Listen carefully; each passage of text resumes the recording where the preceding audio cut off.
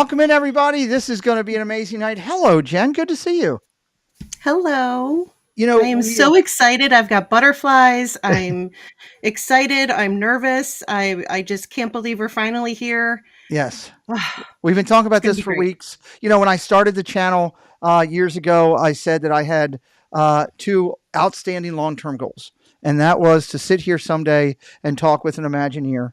And not only do we get one Imagineer, within a month's time, we get two superstar Imagineers with Miss Terri tonight, who was amazing. We got to talk to her for a couple minutes backstage, and then, of course, in a couple weeks with Chris Crump coming into honor Raleigh with what we're going to do.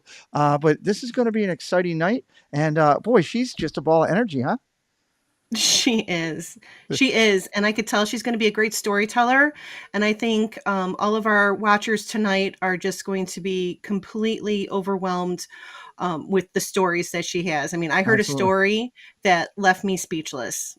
Yes, it's going to be great. Fangirling speechless. So I hope that for all of you watching tonight. Absolutely. So, again, standard practices tonight, everybody, as you're watching. First off, we will try to get to some of your questions. We don't guarantee it, but we will try because we've got a full show tonight with our guest. Two, we are going to be dropping the links for our guests tonight into the chat. My moderators, here's my hammer. I really wanted more people to follow this young lady on her YouTube channel. I have set a personal goal after watching her channel. You and I have both been watching her on YouTube. You were telling me how much you loved it. Yeah. I've set a personal goal. I want to help Terri get to 1,000 followers over on YouTube, where she gets that 4 digits. So if it takes me a little couple weeks, we're going to try to make that happen. So moderators, I want to overwork her YouTube channel tonight. Make sure we're getting follows. Let's push it for this amazing lady tonight. Links are in the body of the description of the video and will also be in the chats throughout the night. Sebastian and Crab is already on it. With that, Jen, if you're ready, I'm ready to have some fun. Okay. Yep, How about if you take the lead tonight? I always like it when you take the lead. And let's do a little introduction for our guest before we bring her on. I have quite an introduction here, so buckle your seatbelts. Here we go. Let's do it. Merriam-Webster's dictionary describes the word icon as a person widely admired for having great influence or significance in a particular focused topic. Mm-hmm. In our Disney fan world, it should just have a picture and bio of our guest tonight. It should. Oh. It should. Joining us is a world-renowned master sculptor, exceptional concept artist, elite American puppeteer, actress, producer, and a former Disney Imagineer. Wow. Such a list. Our guest worked for the Jim Henson Company for over 30 years, performing in Dinosaurs, the Flintstones, the Indian in the Cupboard, and the Country Bears. Mm-hmm. Our accomplished guest was hired by Disney Studios, where she helped design Big Thunder Mountain Railroad, your favorite ride. My favorite ride. And the Dragon's Lair attractions at Disneyland Paris. She has personal connections and is part of respected social circles with names of Disney Legends John Hench, Xtencio, Bob Gurr, Raleigh Crump, Harriet Burns, Alice and Marc Davis, and Roy Disney Jr., just to name a few. Wow. I don't even feel worthy to say some of those names out loud. Wow. Yeah. Additionally, her direct reports while working as an Imagineer were Disney legends Marty Sklar and Tony Baxter. Wow. I mean, we are name dropping here. I mean, is there anybody she did not know? Well, it's amazing. At Walt Disney Imagineering, her imprint can be seen on 12 key attractions, including Star Tours, Splash Mountain, Muppet Vision 3D, Big Thunder Mountain, the Twilight Zone Tower of Terror, and Journey into Imagination, just to name a few. Wow. Our guest is credited with 41 filmography acknowledgments, including titles like The Muppet Movie, Men in Black, King Kong, and Bruno.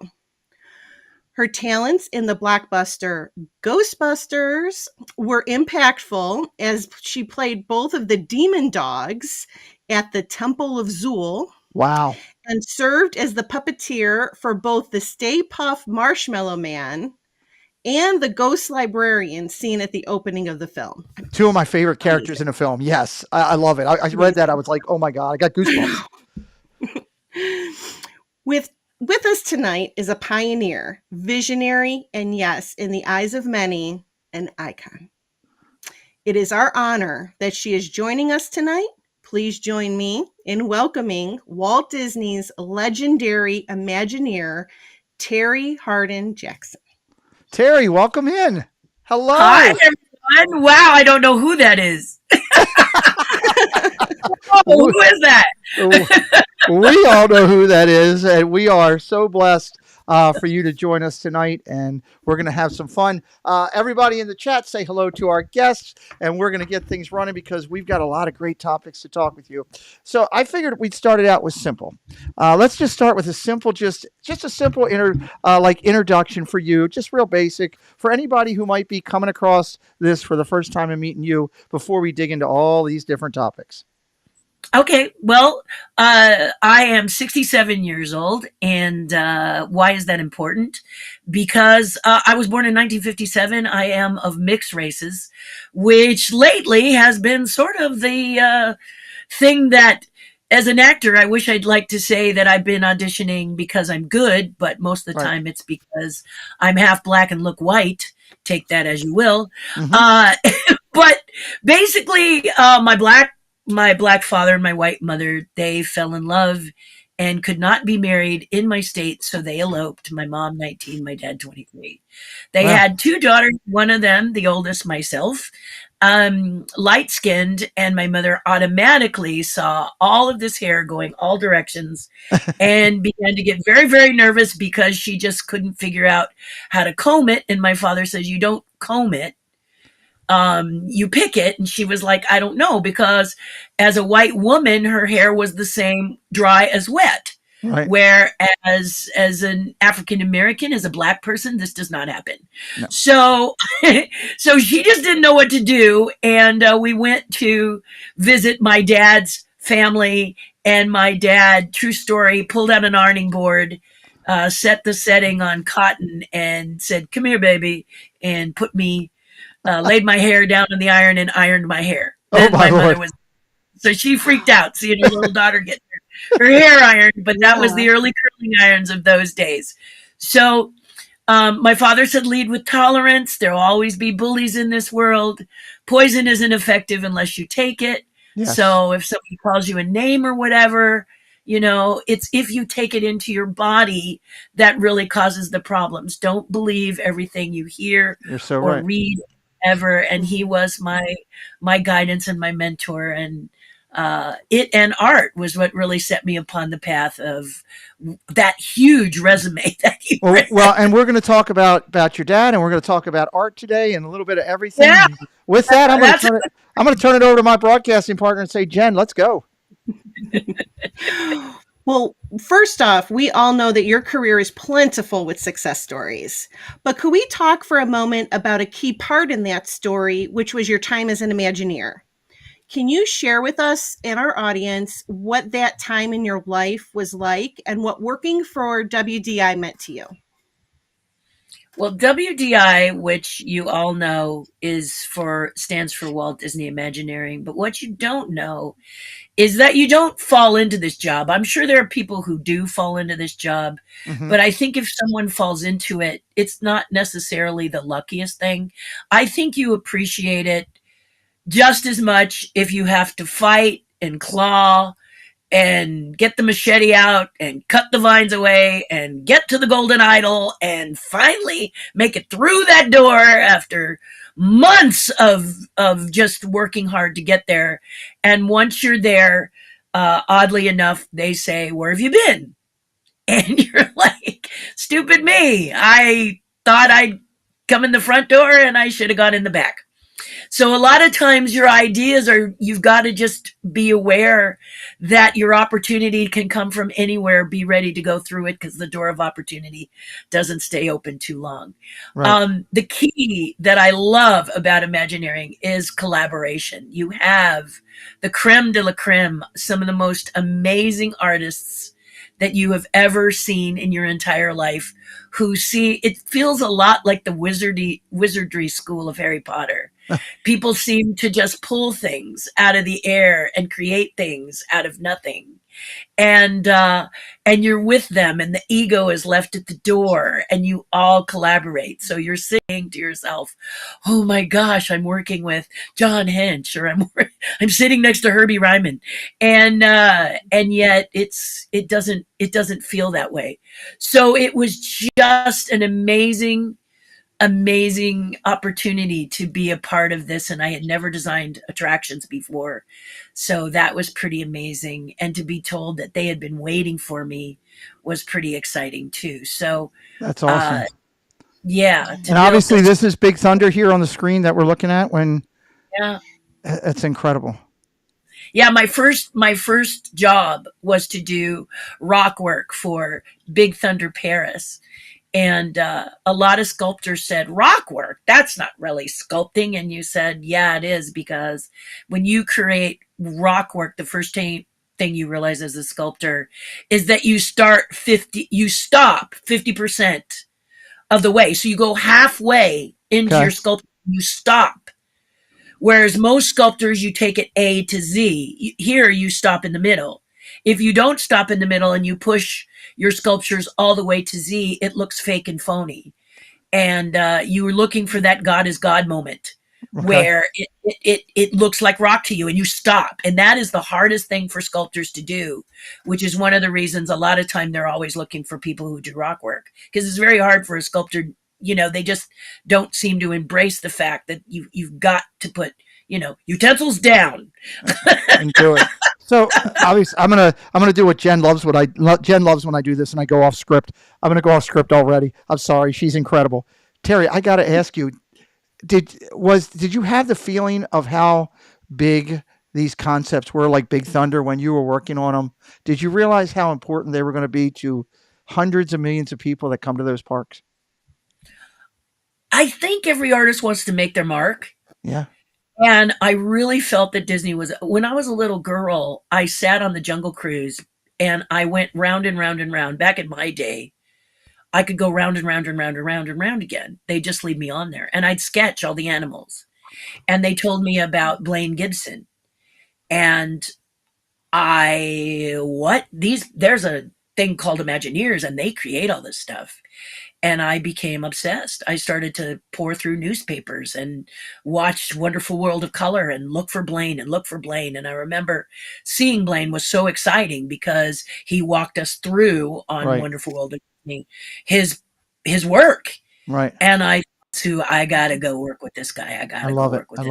We should also note that the pins that you see at the bottom of the screen there were actually created by Terri herself. There is a whole collection of Terri Hardin pins that are absolutely incredible. If you can find them, I found a couple on eBay. I actually ordered that one right there, the Oswald. I actually ordered that one to go on my board, so it's coming here through eBay. So, but you can find them. Again, don't forget to subscribe to our guest tonight over on all our social medias, and especially YouTube tonight. We want to blow that number out the door, 50, 60 subscribers for her tonight easily. I'm going to jump over and talk. People in our lives directly influence our past. You and I kind of talked about a little bit that at the beginning. And would you be kind enough to open up for a minute? You mentioned, your dad. And everything, and people impact your life, highlighting your parents, Mr. and Mrs. Robert R. Harden, and also Mr. Joe Bavaro, your college arts teacher. Both of those, they had different impacts. I think it's great when we can get to know our guests more directly, and I would love to hear about that. Well, my father was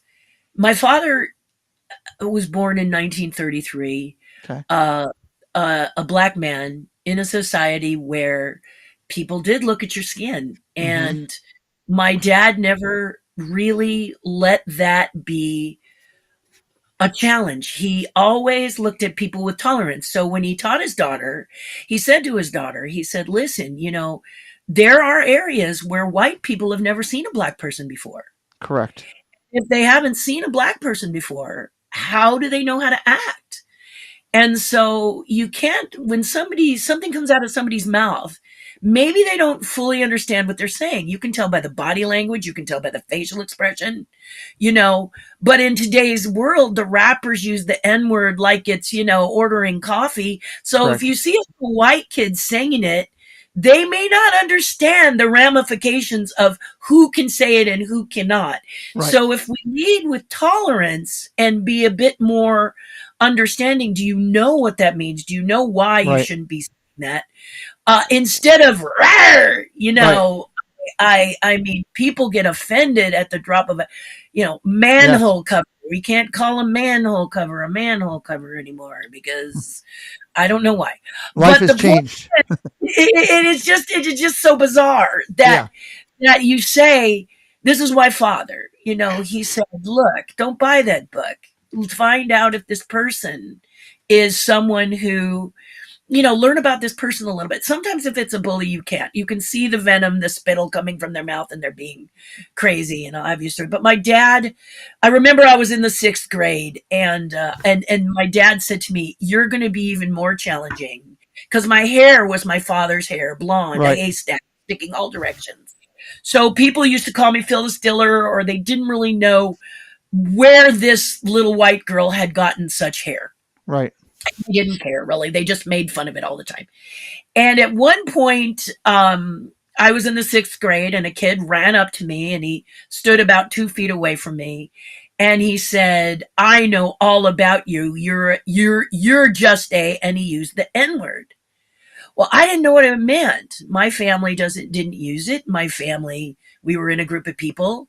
My surroundings were pretty good. I had other issues. It wasn't that. And I could tell, though, by the body language, by the anger, by the stance, and the spitting, that it wasn't a good word. Right. So I began to react rather sad, and I stepped away, and I went home, and I told my mother, and she went, "Oh my God."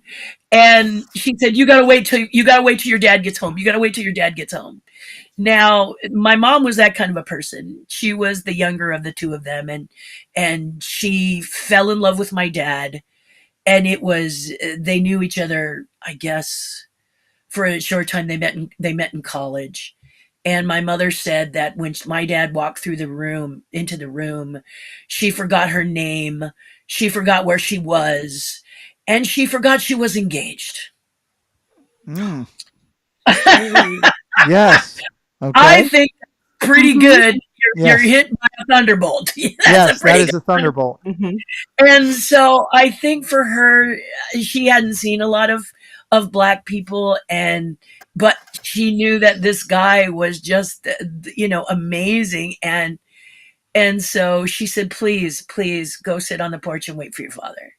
So my father came home, and he saw me on the porch, and he said, "What's going on?" And I said, "Dad, a kid in school called me the N-word, and I said the word. I'm saying the N-word now for your sacred ears." Thank you. And my dad went, "Oh, wow." And he set his mailbox down on the porch, and he sat close to me. "Wow. Oh man, Terri, this is so sad." And I said, "Why? Why is it sad?" And he said, "Because that boy is sick. That boy's really sick." And I said, "He is?" He said, "Yeah, we must try and help him, because this is a very terrible disease. And if he doesn't stop, it's going to, he'll infect others, and he will be infected, and he will die." And I went, "Is it worse than cooties?" Okay. And my dad said, yes, Terri, it's worse than cooties. And he said, so when you go back to school, you just remember you're going to have to warn him, because it's very, very contagious. He caught it from his parents. And I said, "Oh no." And they may have caught it from their parents. Right. And I said, "Oh no." So I go back to school, 6th grade. The kid walks up and says the word, and I go, "Stay away from me, man! You're sick! You're sick! You got a terrible disease! It's worse than cooties, man! You use that word, you're gonna die! My daddy told me, you'll die! And your parents have it, and your grandparents have it, and you can give it to everybody in the school. And the symptom is that word." And this kid was so freaked out by this haystack wearing hair girl looking at him like he had, typhoid. He said, "What?" And I said, "I'm not kidding. I'm not kidding. I'm not messing around. You have to stop using that word. If you don't, you will die." And he was like, "I will?" I said, "I'm serious, man. I'm serious. My dad told me all about it. It infects everybody. It hurts. It's poison. You have to stop. Do you understand? You must stop or you will die." Well, it scared that kid so bad. I'm scared. I'm afraid to use any N word. Like, I don't even want to say, anything. Nature. I'm afraid. If I don't use that word, I can get better. I said, "Yeah, that's the first step." My father said. My first dad said, "Don't use that word no more." And he was like, "Oh my gosh!" And I just went with my friends and I walked away. Education is key. Education is key. This is my dad. I love that he had this influence on you, Terri. To be this many years later and you to be able to share a story like that with that much compassion and that much passion on both sides, because it is compassion for someone else to try to educate, to help to eliminate. And it's brilliant. It's so brilliant. Hindsight being 2020. Absolutely. And you go, "Wow, that kid must have thought I was crazy." But I believe my dad. My dad was a truth teller. So if he told me something was the way, I would say, "Okay, well, don't do that. Do that." I'm grateful for him. Mm-hmm. I'm grateful for him because he brought you here to us tonight and all your success and hats off to both Mr. and Mrs. Robert R. Harden. So I know Jen's excited to talk to you about some Disney. She was so excited when we went through this preparation, and she wants to start, I know, in something that's incredibly close to you. So Jen, take it away. Yeah, I could sit here and listen to your stories, but I want to switch over to some specific projects that you've worked on and hear about those. So let's travel back to 1987. You were the project lead for Dragon's Lair in Disneyland Paris. Can you share with us just a reflection of this pioneering opportunity that was provided for you as an Imagineer? Yeah. I always believed, and maybe it's because my dad, but I always believed that people, if they wanted to do something, they just, in the door, opportunity presented itself, they just did it. Right. I had no idea that there was this voice in someone's head that said, "Don't. What if I fail? What if I don't succeed?" I didn't have that voice. That voice was broken. And people would say, "I can't be you. I can't be you." And I could say, "I'm just like you." But the reality is, no, I'm not. And when I realized that I wasn't like other people, that other people, many people, are their own worst enemy when it comes to doing things, because they listen to this voice. So here I am in Imagineering, and I'm working on Big Thunder, and I'm having some challenges with my partner. And my partner, the person I'm building with, is just not being kind. He's being a male chauvinist, actually, and I'm getting hot under the collar. And Disney is like, if you have any problems, you take it to your supervisor. In the film industry, you don't do this. You take the person, you deal with the person directly. So this was very challenging for me not to deal with the person directly. But when I went to my supervisor confessed that I wasn't the only one having challenges with this fellow, and that they thought because I was so gregarious that I would get along with him. And I said, "Well, it would have been nice if you sort of let me in on your secret." and they said, "Well, sorry." So I said, "Okay, I'll stick it out. No problem. I'll work it out. But afterwards, I get to pick the next attraction that I go on." I said, "Otherwise, I'm going to walk. I don't need to be here." And they were like, "What?" And I said, I'll step away at any time. And it wasn't a threat. It was, I don't like toxic environments. And he was making it very toxic. And I thought, I want to be here, but I'm not going to spend my time fighting with the only difficult person at Imagineering. And my supervisor said, okay, you get to pick which one you do. If you do that, your reward will be the next one. Well, I saw this stone dragon. And I said, ooh, I want to do that. And they go, well, Terri, there's really nothing to do. It's just a stone dragon. And I said, excuse me, what? And he said, it's a stone dragon. It's just something that's in the hub because in Paris it rains a lot and it snows, and we are going to enclose underneath the castle. We're doing a mountain, blah, blah, blah. And I said, no. Go back to the part about the dragon isn't moving. And he said, no, it's not moving. And I said, I cannot believe that you are saying this to me. Are we not Disney? Do we not animate?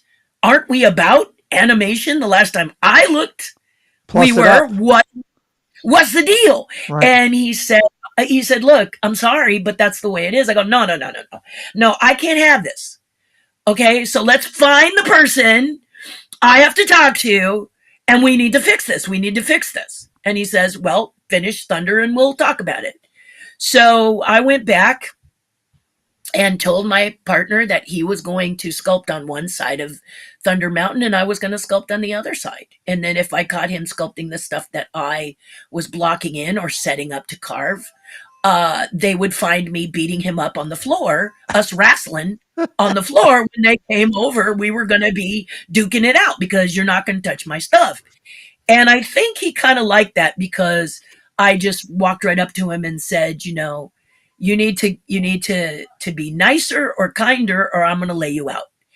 And he was very surprised and we became friends and actually started to work together. So sometimes when you open up to someone like that, don't treat me like that because Right. I will retaliate. And so the project comes to a close and I go to my supervisor and go, Dragon's Lair, I'm ready. Let's go. Who do I talk to? And he says, well, the person you probably have to talk to is Tony Baxter. Okay, who is this Tony Baxter? Bring him down here. And they were like, don't bring Tony. We don't, Terri. He's the senior vice president of Imagineering, so we can't just beckon him to come down here. All right, where's his office? I'll go there now. And he goes, whoa, you can't just, well, figure it out because we need to talk to him. And so he says, you're not going to let this go, are you? And I said, no. And so he says, all right, you got to promise me something. And I said, what's that? And he said, you'll keep your presentation. If I can get him down here to hear your pitch, you keep it to 20 minutes. And I'm like, oh, because you've already noticed I am a talker and a storyteller. And 20 minutes, are you kidding me? I can do it. I'll do it. And Tony came down. He made the appointment. I set up. I had my smock on with the drawing of my dragon because dragons are my thing. Yeah. I know all about them. I draw them all the time. I dream about them. I know dragons. So I have it all figured out. I got my board set up and everything.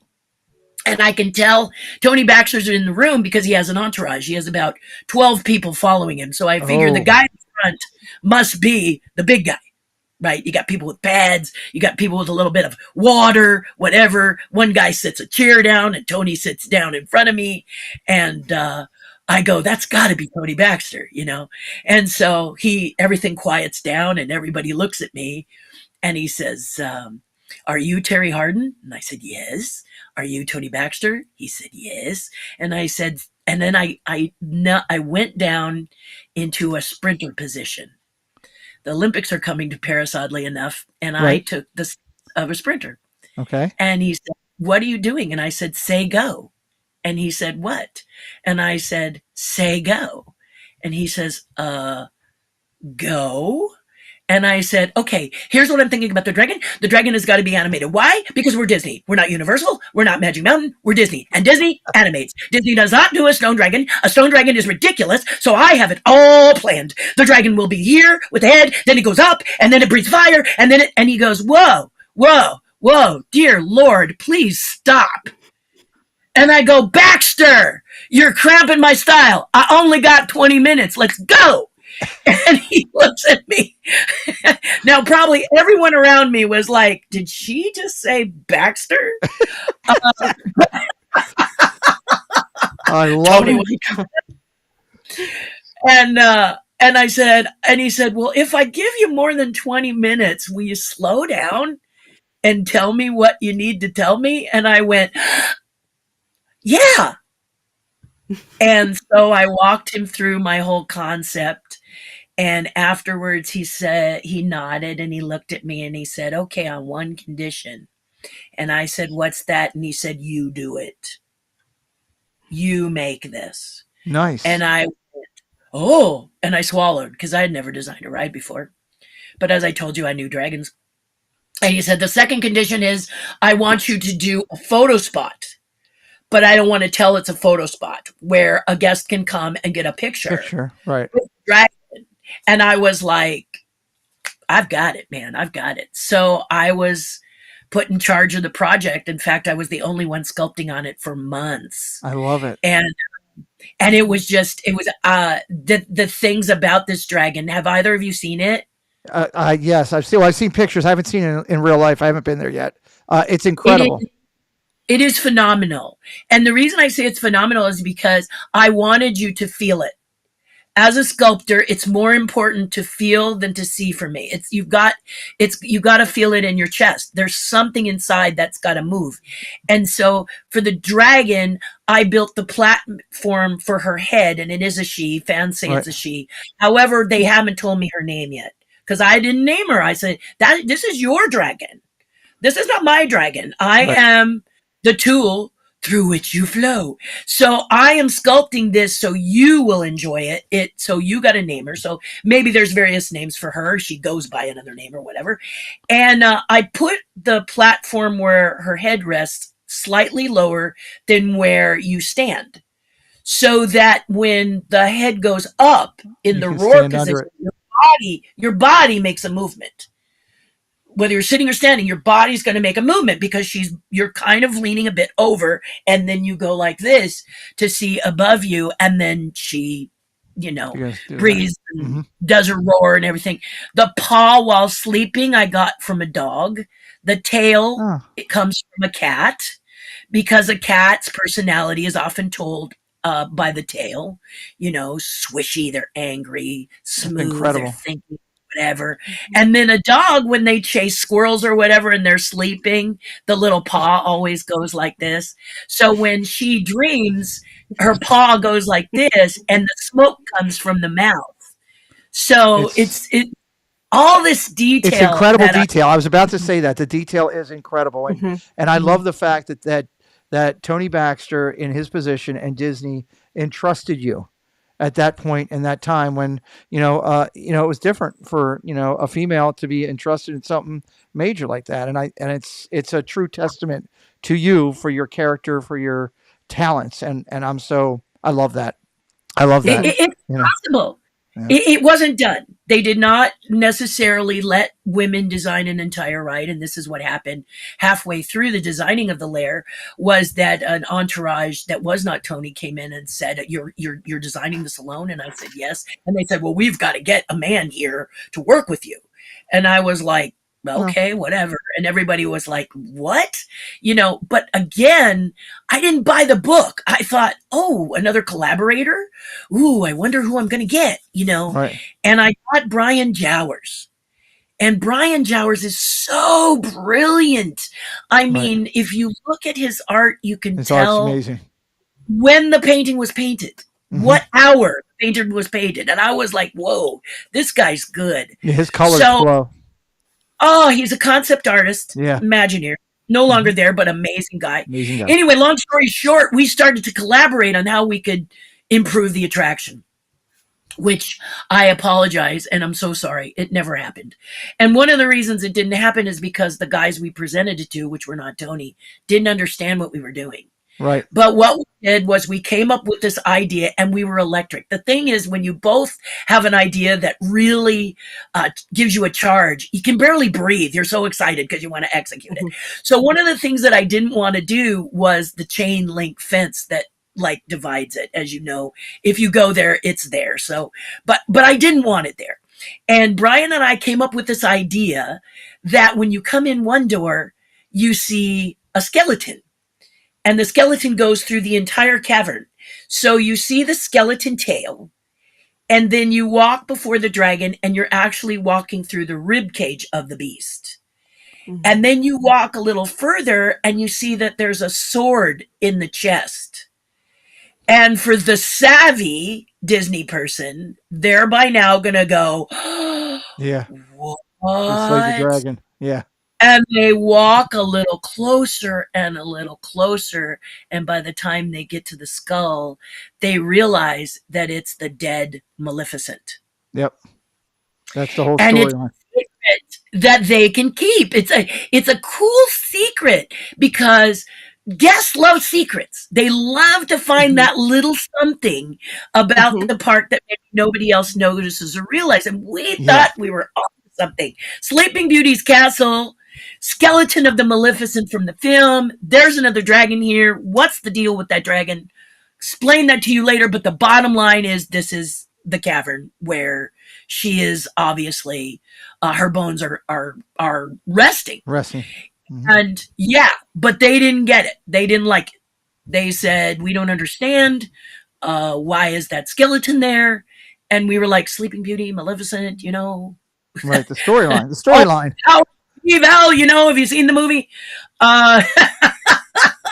But they hadn't, so they asked Brian to leave and they asked me to put it back. And I put it back into what you see today. Which was a shame that you don't get that. But, it's just a matter of, okay, that was cool. I really enjoyed it. But now it's back to me again. And the story of the dragon I wanted to be that she had met Merlin. Because at the top in the castle is Merlin's magic shop. Merlin's magic shop. Yeah, it was Merlin's magic shop. So I said Merlin had met this dragon at some point in time and said to the dragon, you can stay here and rest. No one will know you're here. When you need to rest and not be bothered in any way, you can rest here. So that's why the people coming get to see her at rest. But Disney insisted on putting a collar and chaining her to the wall. Right, like right there. That made me crazy. I was like, no. Can we not have the collar? And they kept saying, nope, we got to have the collar. Yeah, they wanted people to feel safe. They didn't want to feel that the dragon could come and get them, was this what I read. Yeah. But bless the French, they broke the chain. And you gotta love that. Collar without a chain. I love the French. Well, that was the collar without a chain. So that's really cool. And the photo spot is when you look at the dragon and you follow and go past her head, and then there's a stalagmites that divide you from her so you can't see her when you go around. That little cove in there, if you stand by the door and you look back, there's a window, like it's a stalagmite and it's got an opening. And then it's got stalagmites where you can sit. And if you time it just right, should that be open, sometimes they chain it off. You sit there, you wait for the dragon to roar, and it can get captured in there, and you have a picture of it. Yeah, that's awesome. That's an incredible story. So cool. I love it. Real quick, I want to remind everybody to please make sure you're subscribing to Terri. We're dropping all of her socials and especially her YouTube. I want to blow her YouTube up tonight. I can't wait to hear. Hey, Pink Pam, thank you for joining tonight. And if you're new to us tonight for the first time, please do me a favor, hit that subscribe tonight and come back to you. Well, speaking of iconic parts of Disney, I want to jump out to 2003. We're going to kind of go through in and out of your career tonight. You were entrusted with a presentation to Roy E. Disney himself, God rest his soul. This was the first prototype interactive meet and greet Mickey Mouse, where you controlled the face and the mouth with remote controls. My question's kind of a two-parter. Could you tell me a little bit about your feelings of presenting to a descendant of the Founding Brothers, which is amazing in itself, and also retrospect now that we kind of have that Mickey because he's been in the parks and been talking. How does it feel for you to look back and see that in the parks today and know that that was kind of your thing when you started it years ago with Roy himself? You feel like Walt. I think it's the closest I felt like Walt, because Walt was always doing things that maybe technology hadn't caught up with. And talking Mickey, that was the problem. I had a Big One system, which is a big box with a controller in it, a joystick, and a Waldo. So to make Mickey talk, you would make the mouth move like this, expressions this way, and then this created his expressions so you could do it, just like I did the TV show Dinosaurs. But it Right. was a big box, and it had to be my voice. How are you? You know, and they had a voice for Mickey. So they kept saying, you know, is there any way you could teach the voice person of Mickey To do to that. do the puppeteering? And the voice people were like, oh, heck no. I want my drink my coffee and say the voice. I don't want to do that. That's work. Don't do that. No. You know, and you can't blame them. I mean, come on. Are you going to get paid more to do it? No. So you can understand. But the funny thing about this talking Mickey was I got a phone call from a lady out of Las Vegas, and she says, I am so sick of men. And I said, hello? And Wow. you know, I mean, interesting call. And she says, "Oh, sorry, I'm from Las Vegas, and I'm looking for Terri Hardin, and I need a puppeteer who can help me with a project we're doing here in Vegas. And we've gone through about 3 male puppeteers, and I have decided a woman has got to be the one. How quickly can we fly you out to Vegas?" And I said, "What is it?" And she said, "Well, don't tell anyone, but we're working on a talking Mickey Mouse." Oh, so she mentions to me my friend has done this, and he went as far as to tell Roy Disney that Henson should have been at the helm of this project and not these people in front of these people, Oh, which is seriously rude. I'm sorry. Maybe you don't think they're very good, but no one deserves to be told in front of them that they're the wrong choice. right. To someone else, and they were just livid about it. So they flew me out, and I went to the studio where they had created this. Now they were low bidder, so it was a different kind of creation. But Mickey was adorable. But when I went to put my hand in the Waldo, the eyes worked, and when I did the joystick, the mouth worked. It was backwards. And I was like, no, we can't do this. This is not good. And he said, what do you mean it's not good? And the wife and the husband, what do you mean? And I said, you've got to switch these guys. I've got to be able to control the eyes and brows and features, but the mouth has to be here. And they said, why? And I said, because as a puppeteer, it doesn't benefit me at all to unlearn which I have learned since Right. I was 6 years old.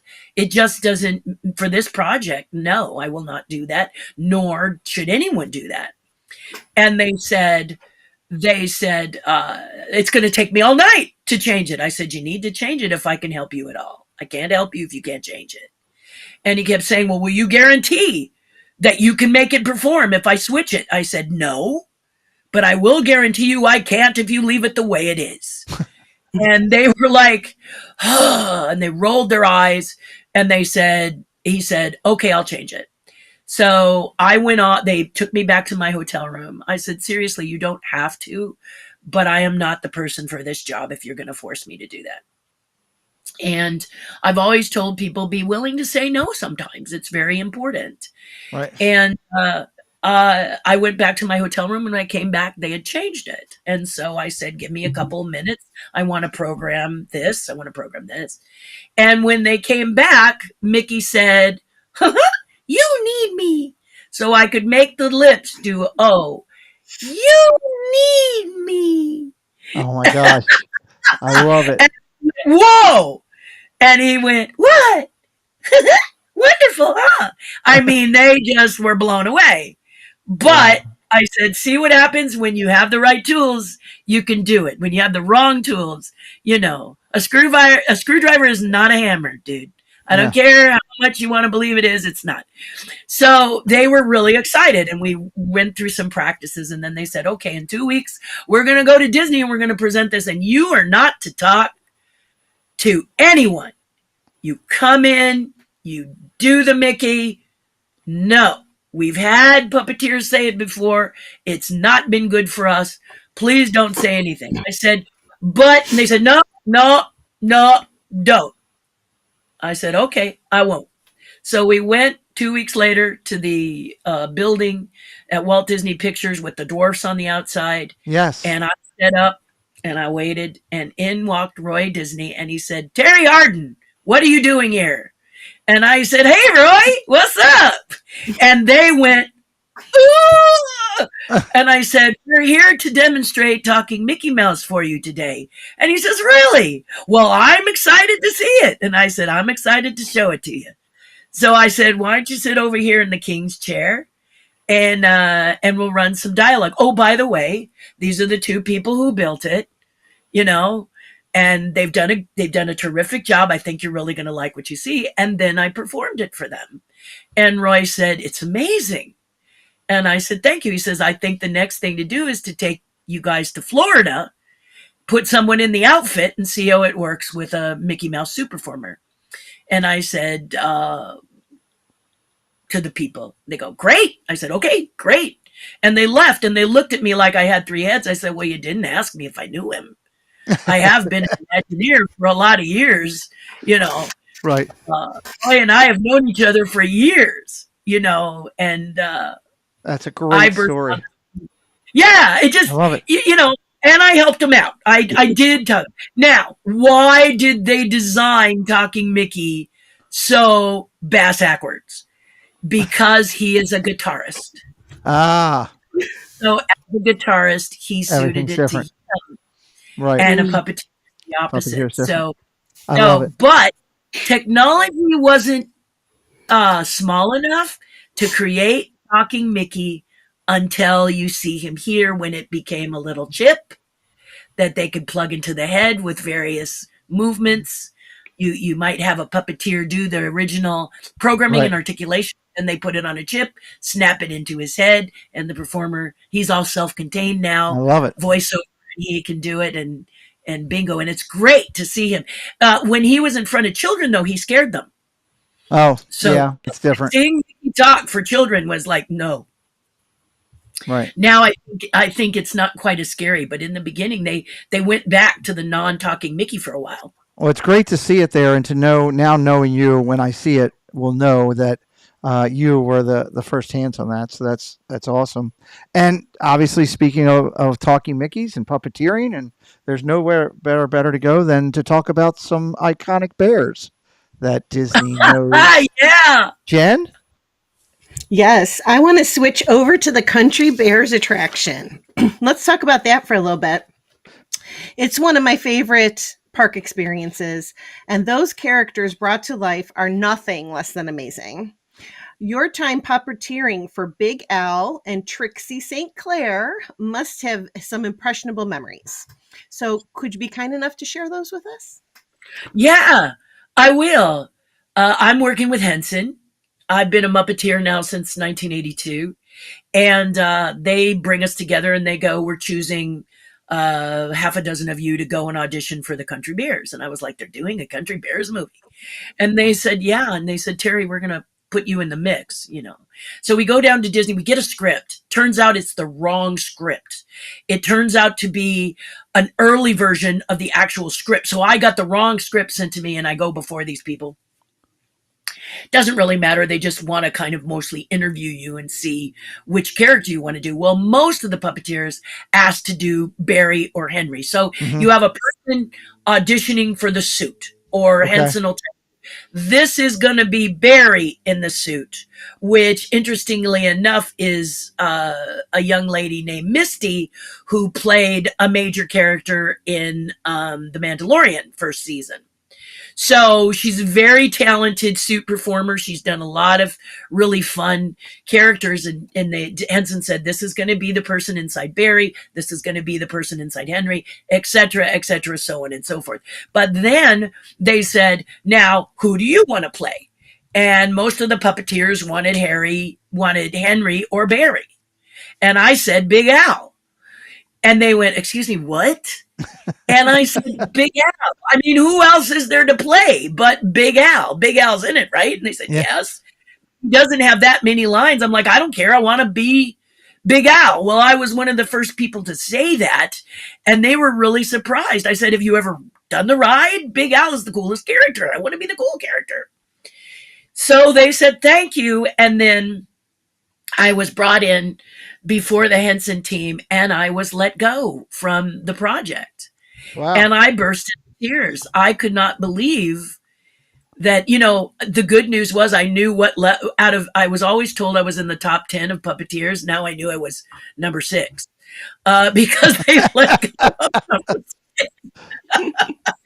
but I couldn't believe how devastated I was that I wasn't going to be able to play in the Country Bears. Oh, this is so silly. And this is around March, and my wonderful the person of the Creature Shop, DBH, who just recently passed away here, broke my heart to lose him. Yeah. He said, I'm terribly sorry, but they only want 5 puppeteers. And I was like, doggone it. So I kind of forgot about it, and Henson put me on another project. I think it might have been, I don't know the order as well, but it might have been Dr. Dolittle, where I made the tiger. And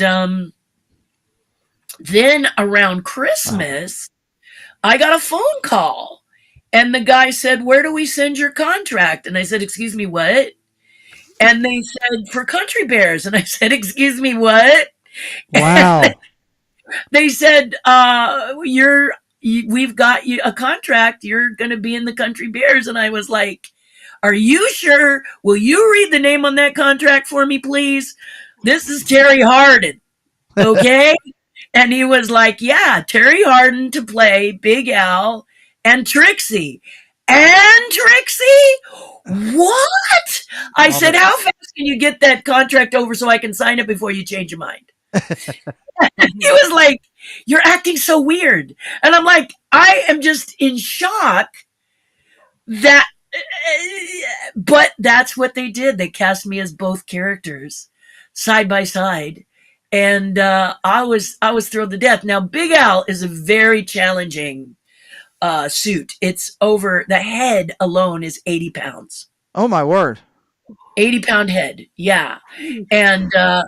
And the suit performers that were being put inside were having a devil of a time making it move. And we had a couple of months of rehearsal, thank the gods.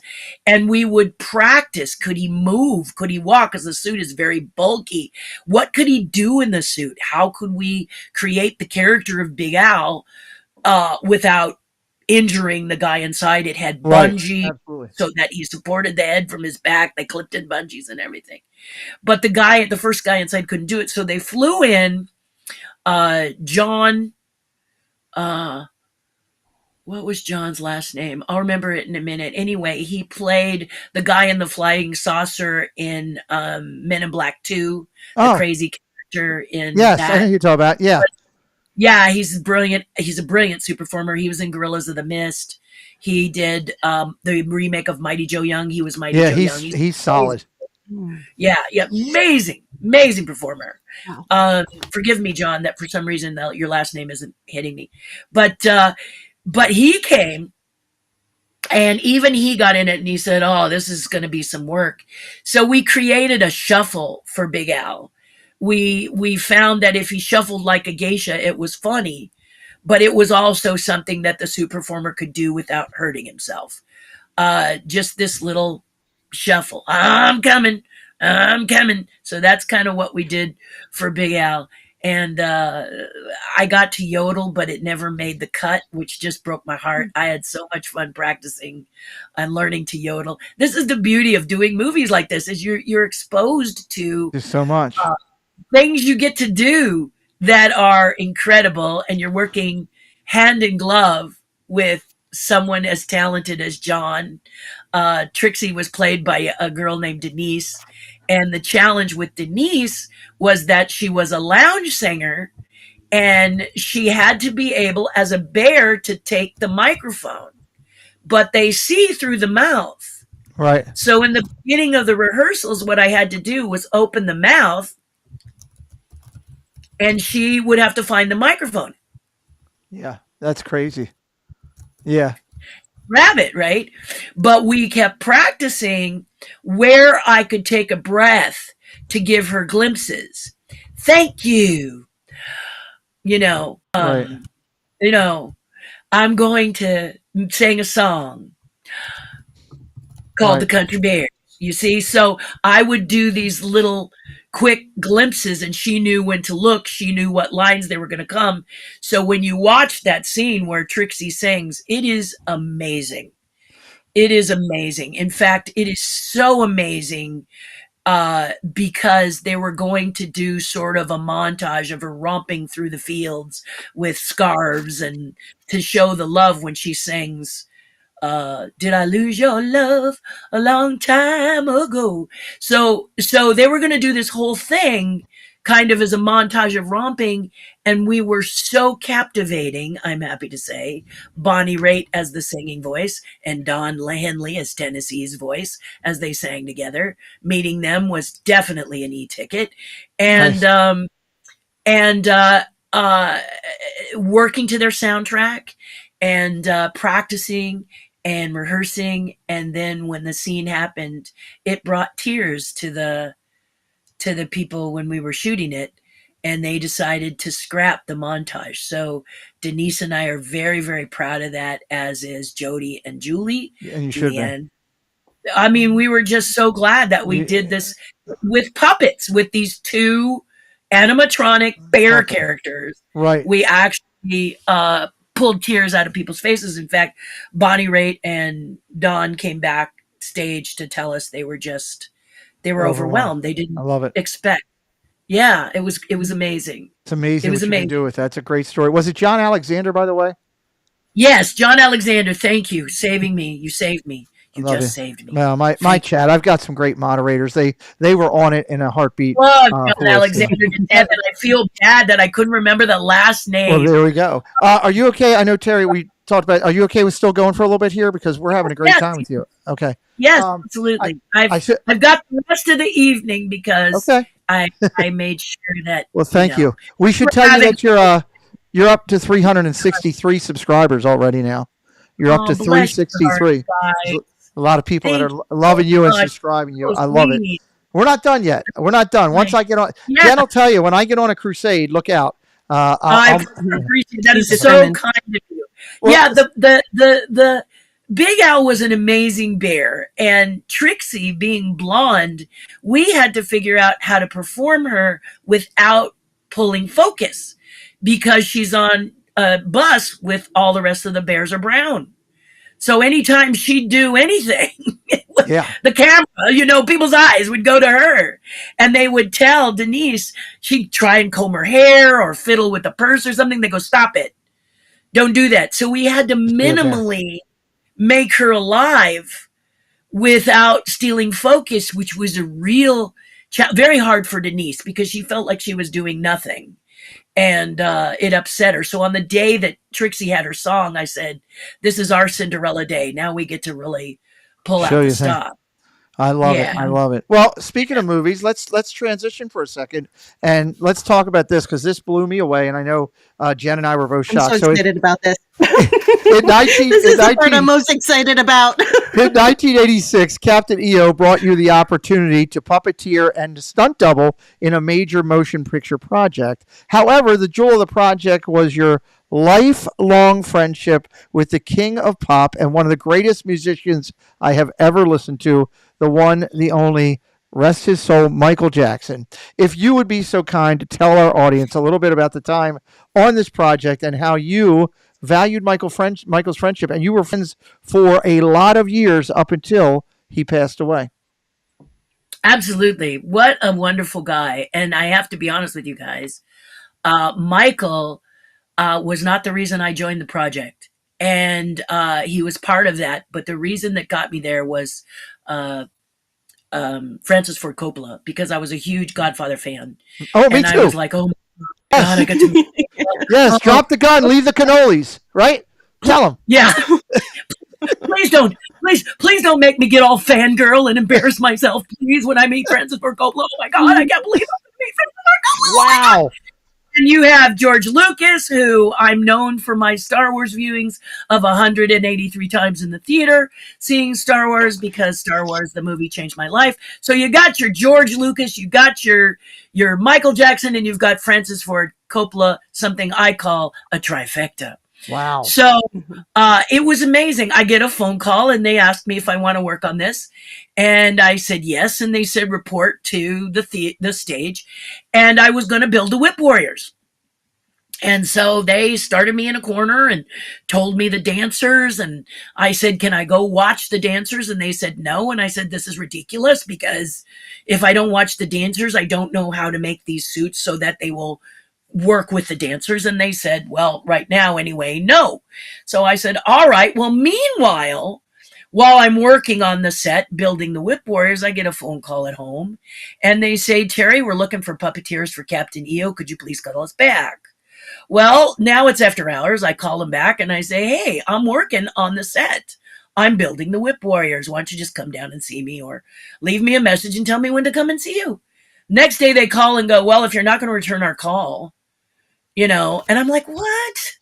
So I go down to the studio, to the production office, and I go, hey, what? I said, I'm Terri Hardin, and you've been calling my house.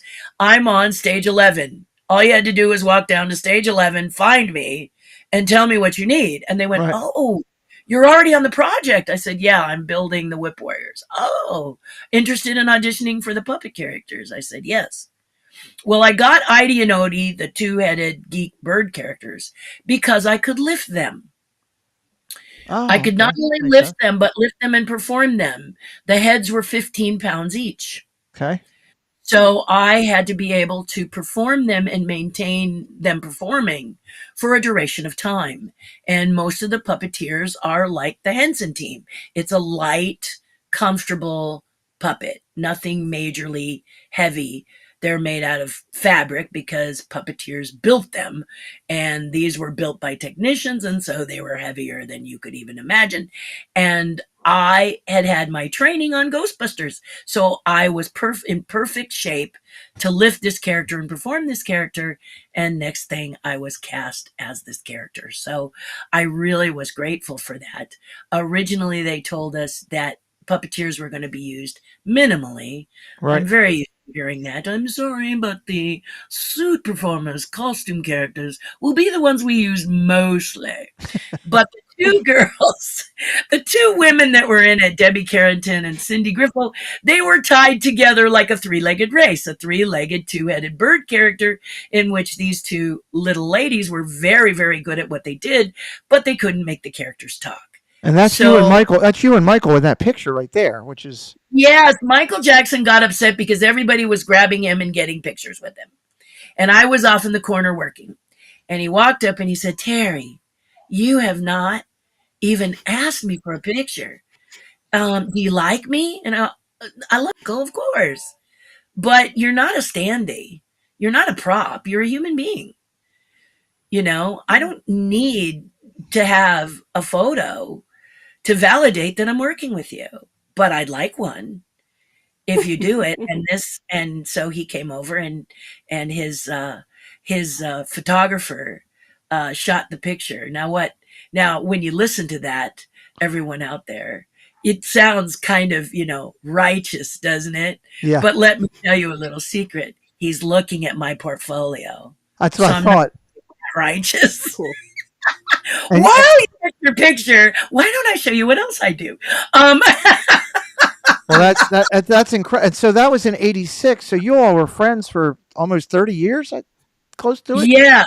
Yes. And it's because Francis Ford Coppola likes to do improvisation with his actors before he does the actual thing. Mm-hmm. And they asked me to be a whip warrior, and I work a really mean bullwhip.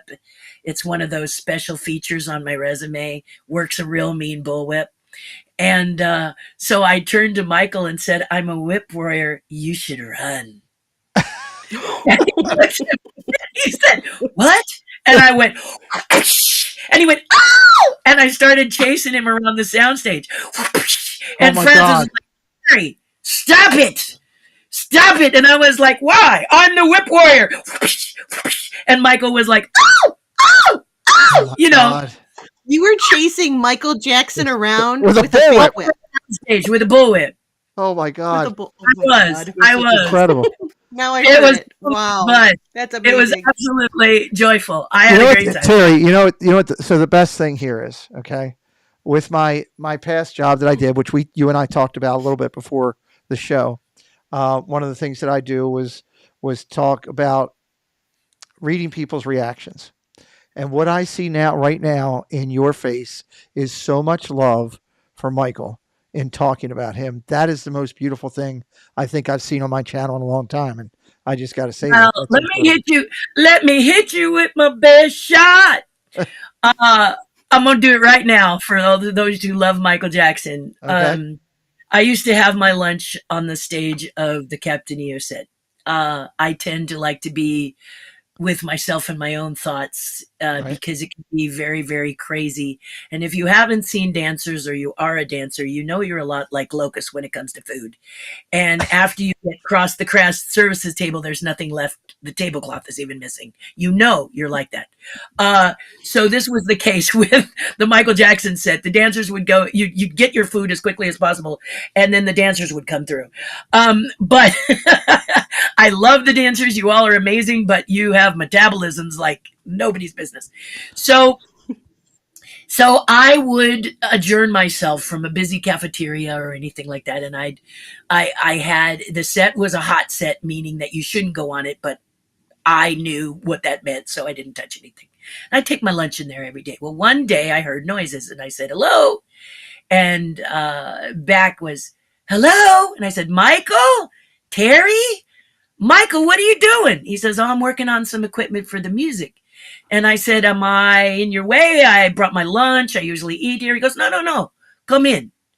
So we came in and he happened to have his lunch and we both sat on the steps of the Captain EO set and we got to talking. Wow. And I said, Michael, I said, I gotta ask you a question, but it's personal. So if it's too personal, you can tell me it's none of my business. And he was like, no, no, Terry, you can ask me anything. And so I said, okay, Michael, you are so well known. I don't think there's anywhere you're not known. In fact, if you landed on the moon and there were moon men, that moon man would run up to you with an autograph book and go, Michael Jackson, sign. And he smiled. And I said, being the case, that being the case, if I were a genie and I came down to earth and I turned to you and I said, Michael Jackson, for all the joy that you have brought the earth, for all the kindnesses that you have shown others, I grant you 3 wishes. Michael, what would they be? And he said, wow, nobody's ever asked me that before. And I said, well, call me nobody, but I'm asking, will you Wow. answer? And he said, my first wish would be that I had gotten my childhood back. Oh, I would have loved to have climbed a tree. But, I said, but you were a sensation, a rock star, a megastar at age 3 or 4, right? And he said, yeah, and I never got to do that. right. My second wish would be to go to a mall without buying it first. Oh my God. And I thought, yeah, okay. And my third wish would be to walk among people without being recognized. Now, the third wish really worked out well for Michael because he was very good friends with the amazing Rick Baker, Yes, who he did was. and also did the Star Wars Cantina Star scene, Wars. but he too was close to Michael. So he made Michael up as a white Jewish old man and took him out to the beach, and Michael walked for about 30 minutes amongst people as a mumbling white Jewish man. And he said the favorite thing that happened was people would push him away and go, get away from me, old man. And he would giggle. Yeah, it was funny. That's a true story. Oh, So why do I tell you this story?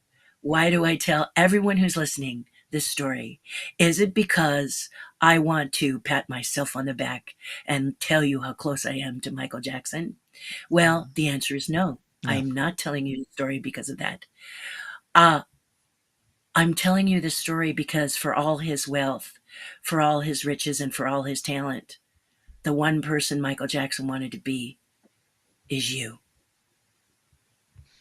That's great. I want That's you perfectly to said. hear That's you. perfectly It's, said. he wanted to be you. He wanted to be able to walk in a mall. He wanted to go unnoticed. He wanted to do what you take for granted every single day. So if you admire and respect Michael, shouldn't you respect yourself? You are a being. You are a creation of God that is magical. A human being is the only person who can have a crap day one day and then go to sleep and make the decision that the next day will be better. You can choose to That's be happy. You can choose that's to be happy. Yep. that's magical to me. That's That's beautiful. magical to me. So why don't you deserve to do the work that you want to do the thing that you are on earth to do? Why are you listening or taking a book off the shelf that says all artists are broke or that you're not worthy of making a living doing what you love? I challenge you to put that book back on that stupid shelf and don't bring it down again. Yep. Remember, poison isn't effective unless you take it. Stop taking the poison, even if it's from yourself. And remember, Michael Jackson wanted to be you. To me, that's earth shattering. It is. It's incredible, and it ties into a lot that I do here on this channel with trying to help others and doing what we're doing. And it's a beautiful story. And I thank you for sharing some private moments. I should encourage everybody. First, I want to remind everybody over on Terri's channel there is an amazing story of Terri Hardin, the Michael Jackson story. I encourage everybody to find that video over on her channel. Take the time to watch it. And take it in. Right now, Terri's at 379 subscribers over there. Let's get her to 400. If there's 10 or 11 people in here that haven't followed this amazing woman yet, please give her a follow today. The links are right in there. Jen, my amazing partner doing this channel, not only does she like Michael Jackson, she's got this little thing about Small World, and I think she wants to chat with you about that. Yes. All right, so let's talk about Small World now. Small World is synonymous with Disney from the time at the 64 World's Fair. There is an homage to Small World in Muppet Vision 3D, found in the Small World dolls that assemble at the end of the film. You were a puppeteer for these dolls and as well played a role in supporting the Penguin musicians. So cool. I love them. Love the Penguins. I know. I just love that whole movie. Could you reflect for a moment on your time working on that project, the Muppet Vision 3D? That was the first project Jim hired me for. Oh. So this was very exciting to have. In 1982, I met Jim when I was over in New York shooting a Chicken McNugget commercial for McDonald's. I had built the McNuggets and we were shooting them in New York. Lord only knows why. Other than for the purpose of me to meet Jim, I guess. And then Jim invited me to come back to Manhattan and work with the Muppets, but I said no. And I said no because I wasn't comfortable in Manhattan. And he was thrilled to hear that. No, he was not thrilled to hear that. He was really not happy at all. And first of all, I was surprised Jim was calling me himself. Second of all, making him angry was not my intention, but I knew he was going to be upset. And basically he said, what makes you think you can work for me if you don't do as I ask? And I said, Dave Goles, who lives up north, and Kevin Clash, who lives in Baltimore, and Steve Whitmire, Atlantic City. Those aren't in New York. And he said, oh, you've done your homework. And I said, yes, sir. And so in 89, he called me and he said, I've sold part of the Muppets to Disney and I'm coming out there and I'm coming to see you. If you aren't good, I'm going to embarrass you like you've never been embarrassed before. I said, bring it on. And I got cast for Muppet 3D Theater. We were doing mostly background characters. Like you said, we did the Small World dolls, which were hilarious. They were so terrible. The puppets were so awful. If you look at the puppets, they have serious facial issues. They go really weird. Next time, if you the Small World characters, you go, what did they do to our poor characters? It was just that I guess someone had cast them up without any guts in the head. So we were trying, and they were very heavy.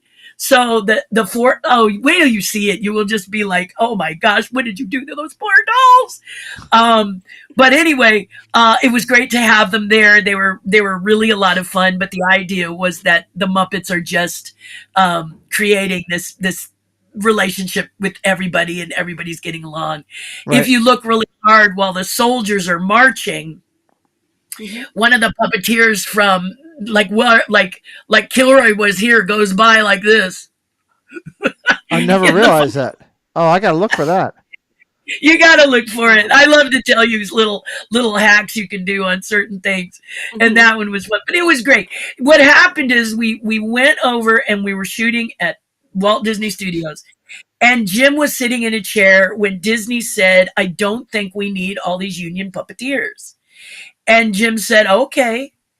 And he flipped out his phone, which was a flip phone at the time, and he started dialing, and the executive from Disney said, wait a minute, what are you doing? And he said, I'm calling the airline. I don't need to stay here if you're not going to let me do this the way I want.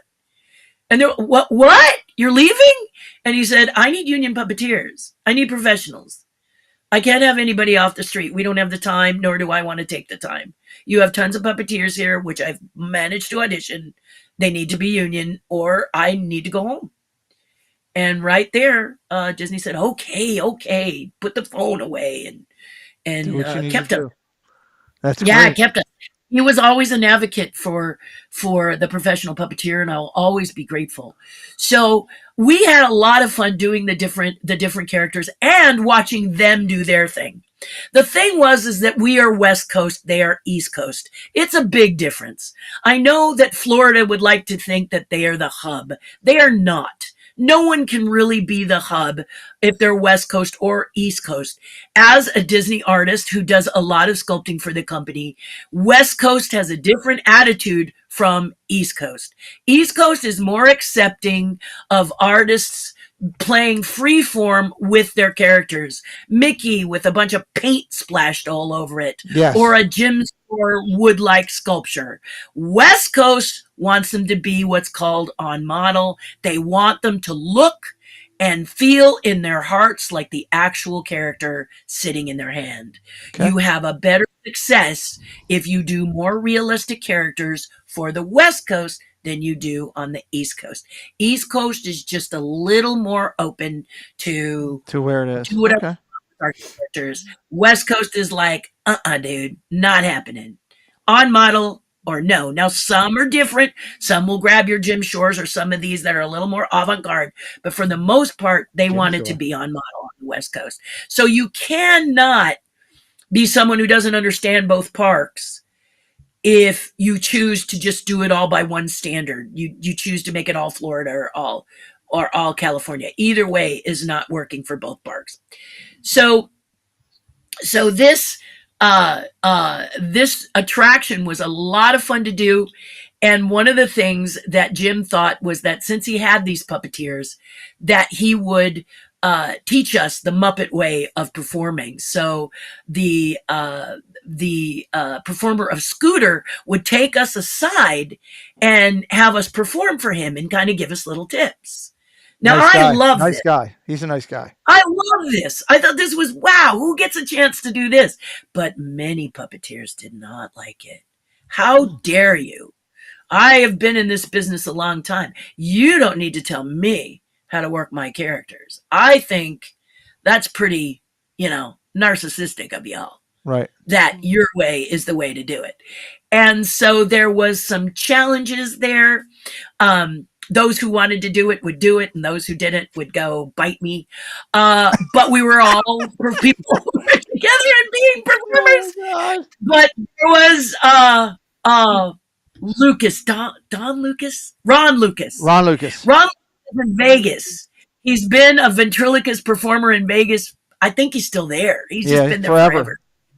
Yeah, he's a decent friend. He's a lovely fella. Nice. And he had a tiny bicycle. And in between, when we were busy, see, because puppeteers, we're worse than little kids. We are the kids you got to watch. And he was riding this little bike all over the back behind while they were shooting. And I guess they heard this squeak and they came back here and the producer said, "Now you stop it! Shit and be quiet! What's the matter with you people?" And we were like, "Oh, sorry. So we tried to do our best, but we're puppeteers and we get antsy and we play and we talk to ourselves and do all kinds of. We live under the floor most of the time, so you got to cut us a break. But anyway, so Jim came around the corner. He was on a break. And he saw this little bicycle, and he said to who owns this really cool little bicycle? And Ron said, "It's my bike." And Jim said, "Can I try it?" "Why, yes, you can." His head, he's going, "Jim Henson is riding my bike." And so Jim got on it, and he started to pedal around in it, and he crashed into the set. Oh my God. The producer came around the corner angry as a hornet, and he looked at us and we all went. Jim says, "Oh, I'm sorry. Oh, Mr. Henson, it's okay, Mr. Henson. We thought it was those guys, so." I love it. What an amazing be able to work at Henson and with Jim himself. We were these crazy little group of ducks that it takes a lot to be under the floor most of your life as a puppeteer. I love it. Behind a wall, in a trunk, not on it, in a couch, not on it. So it takes a certain mindset for that. And we're crazy. We're really crazy. I love it. We have a couple questions left, Terri, that I'd love to throw to you if you're okay with it. We've got you're up to 391 subscribers now, almost to my gosh, you're gonna put 100 on my. You guys are gonna really wow. They're all good. They're all good people that watch content. We're blessed over here to have that. So I know Jen wants to get to Ghostbusters, but I'm going to make her wait just a minute to get to that. And I'm going to I got to throw this out. Guests that have visited Star Tours in Tokyo Disneyland are greeted by your talent every time they ride. In the queue, Admiral Akbar plays for a 20-minute or so video that's looped around, along with Lynette Eklund, I believe. You created and puppeteered Admiral Akbar. This experience, plus learning Japanese, which a lot of people don't know, was an obvious proud time for you. Could you talk about Admiral Akbar for just a minute? Well, it's so funny. They had a thing called Pan-Galactic Pizza. The storyteller said Japan wants to do a little pizza palace, and they want it to be all science fiction. So there was this cute little alien family that did the Pan-Galactic Pizza Palace, and we had delivery. Lynette and I made all the puppets. So we made the family. We made the delivery guys whose bottom of their body was a spaceship. So their tops were these little yellow guys, but their bottoms were spaceships, and they would deliver the pizza. And then we had a three-eyed guy and his three-eyed dog ordering pizza from space. And he used to be on this giant jumbotron in Japan. And then there was a old sort of beer drinking, of course, I probably wasn't beer, but a beer drinking kind of sits in his little t-shirt and his boxer shorts, and he would order pizza so he could eat the delivery guys. So it was this crazy thing, and we did Akbar as a part of the Star Tours part attached to that, and that's how we ended up doing the Japanese portion of it. They wanted a smaller Akbar character, and they knew we had done Pan-Galactic Pizza, so they asked us to do Akbar, and our mechanic was a friend we had worked on. He was in Vegas, but he did the mechanics for us, and we did the sculpting for it. And then nice. We were in the studio at Imagineering, and we filmed, and we didn't get to go to Japan, unfortunately, but we did film it at Imagineering, and then it's shot over there. They just thought it would be easier than putting a person in a suit. It's just the top half of the character, but I love it. You did an amazing job with it. Again, another touch on your Star Wars thing. We're going to talk about. We're going to talk about that in 1 second, but I'm going to let Jen's been chomping to go to Ghostbusters. It's one of her favorites. She's so excited about this. Jen, Ghostbusters. Let's chat real quick. I'm not the only one chomping at the bit for Ghostbusters. I'm sure there's a lot of people in the chat that are waiting for it too. Yeah. Wow. Ghostbusters, I is a was cult. the It's a cult classic. It's a cult yeah. classic Oh my treasure. gosh. People. What people may not realize, though, is the critical role that you played in that movie. That you were the puppeteer for the librarian that was interacting with Dan Aykroyd and Zool's demon dog that Sigourney Weaver she transformed into. Right. Right. Moreover, you're actually in the demon dog suit. So in Yes. the movie, Well, how did this work? well, I was also going to ask about the Stay Puft Marshmallow Man, Right. because I know that you had something to do with that too. So can you just tell us a little bit about your experience with Ghostbusters? Well, back in the day of Ghostbusters, everything was practical. We didn't have computers and we didn't have digital screens and we didn't have a phone that is attached to us a bit too much, in my opinion. My husband says I'm always losing my phone. I'm trying to lose my phone. Actually, I really am a face-to-face kind of a person. So we did practical, which means we built everything with our own two hands. We were not at a computer screen. This does not belittle the magic that is now created digitally. I mean, if you've ever seen the black hole, you will thank the gods that digital flying has come to be, because Iron Man flying looks so much better. So I love CG, but I don't like it when it's all CG. I like it when it's mixed with practical. But we were the builders. So they were always looking for someone who could build stuff. So I was brought in on a film called Dune, 1984, where I was on the team that built the still suits. And after that, we're all together standing there going, what's next? What's our next job? And someone says, well, they're doing Ghostbusters down in Marina Del Rey. And just like a bunch of hippies, we jump in a truck or a bus and we went down to Marina Del Rey with our portfolios and we went and interviewed for that. Well, Right. Stuart Ziff, the interviewer, and he saw that I did puppet work and he says, hey, do you think if you were inside the terror dog that Sigourney Weaver plays, that it'll be more feminine? This is And incredible. I said, absolutely. Know that if you're ever asked that question, the answer is yes. Even if you don't believe it, the answer is yes. So I said yes. They threw me up into the suit and put a few people on the face articulation, because with these characters, everything is a team. So the librarian ghost is team librarian ghost. The dogs are team played, because I'm inside making it roar and move while someone has a radio control out in front making the face, the eyes work, and the lips work and everything. Same with the librarian ghost. You've got up, I was one of the arms, and then there was another arm, and then there's someone rising the body, and then someone making the rawr part of it.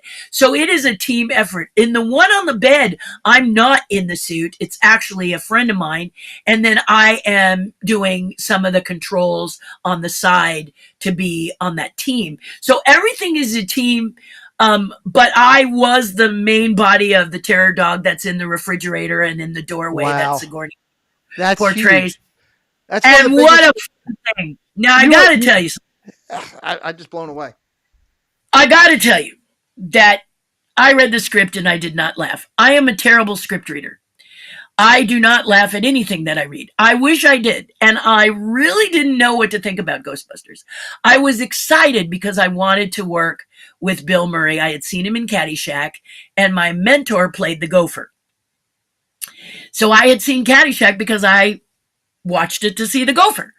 And so I was so excited to meet Bill Murray. I was so excited because this was people told me that, it was my second film, and I just didn't know what to expect. So I go to the set, which was Columbia Pictures at the time. It's now Warner Brothers Studios, but Columbia Pictures was there. And the first person I see is Bill Murray. So I walk up to Bill Murray, who looks like he just woke up. And I say to Bill Murray, I say, oh my God, can I just tell you, Mr. Murray, how much I adored you in Caddyshack? And he gives me a face. Caddyshack. Caddyshack. Caddyshack. And I begin to wonder, is he okay? Or is it me? And he says, Caddyshack. Dear goodness, that movie's old. What about Saturday Night Live? And I said, well, I'm terribly sorry, but I don't have a TV, so I haven't seen Saturday Night Live. What? He yells. And I go, now this is only my second film, so I'm feeling a bit nervous right now. And he says, Dan, get over here, Dan. So Dan Aykroyd walks up. Now, the only way I can describe my first impression of Dan Aykroyd was Stan Laurel of Laurel and Hardy. He had that sweet little face, and his hair was sort of sticking up, and he was kind of like, as he walked up, and he says, this girl right here has not seen Saturday Night Live. She came up and said she liked, wait for it, Caddyshack. We can't have anybody working on this film that hasn't seen Saturday Night Live or doesn't know our body of work. Is right. So I get my face, and I'm looking at both of them as it settles on me what Bill has just said. And I swallow hard. And I'm shaking. I want to do this movie so bad. I don't really know why. I just want to be a part of it. And Dan notices that I'm fighting back tears. In my head, I'm going, don't cry, don't cry, don't cry, don't cry, don't cry. And he says, Terri, are you okay? And I'm like, he goes, oh, Bill, she thinks you're going to fire her. Oh. And I went, well, aren't you? You know, he says, no. And Dan says, but we do have to fix this. So he steps to my left, Bill steps to my right, and they pick me up so my feet are kicking. Okay. And they throw me in a golf cart and take me to a screening room where they tell me I'm going to watch 3 clips from Saturday Night Live. Oh, which one did they do? Let me just tell you, I was whiter than I've ever been. I was terrified. And the whole thing in my body, the whole thing I kept saying was, please, God, make me laugh. Please, God, make me laugh. Please, let me laugh. Let me laugh. Oh, God, let me laugh. Oh, please, let me laugh. This chant in my head, in my mind, like the Kung Fu Panda. Please, God, please, please, please, don't let me screw this up. They sit me in a chair. They sit on either side, and they roll 3 Saturday Night Live sections. First was Samurai Delicatessen. Samurai Delicatessen, yes. You know, their Saturday Night Live was funny. Thank God it was funny. It was funny. Yeah. And I laughed a little bit. And then they showed me cheeseburger. Which made me laugh. But the one that just about threw me over the back of my seat was Land Shark. Land Shark. Great ones. Oh, my God. So well written. Yeah. Room service. Yeah. Oh, I was dying. I was dying when I saw that.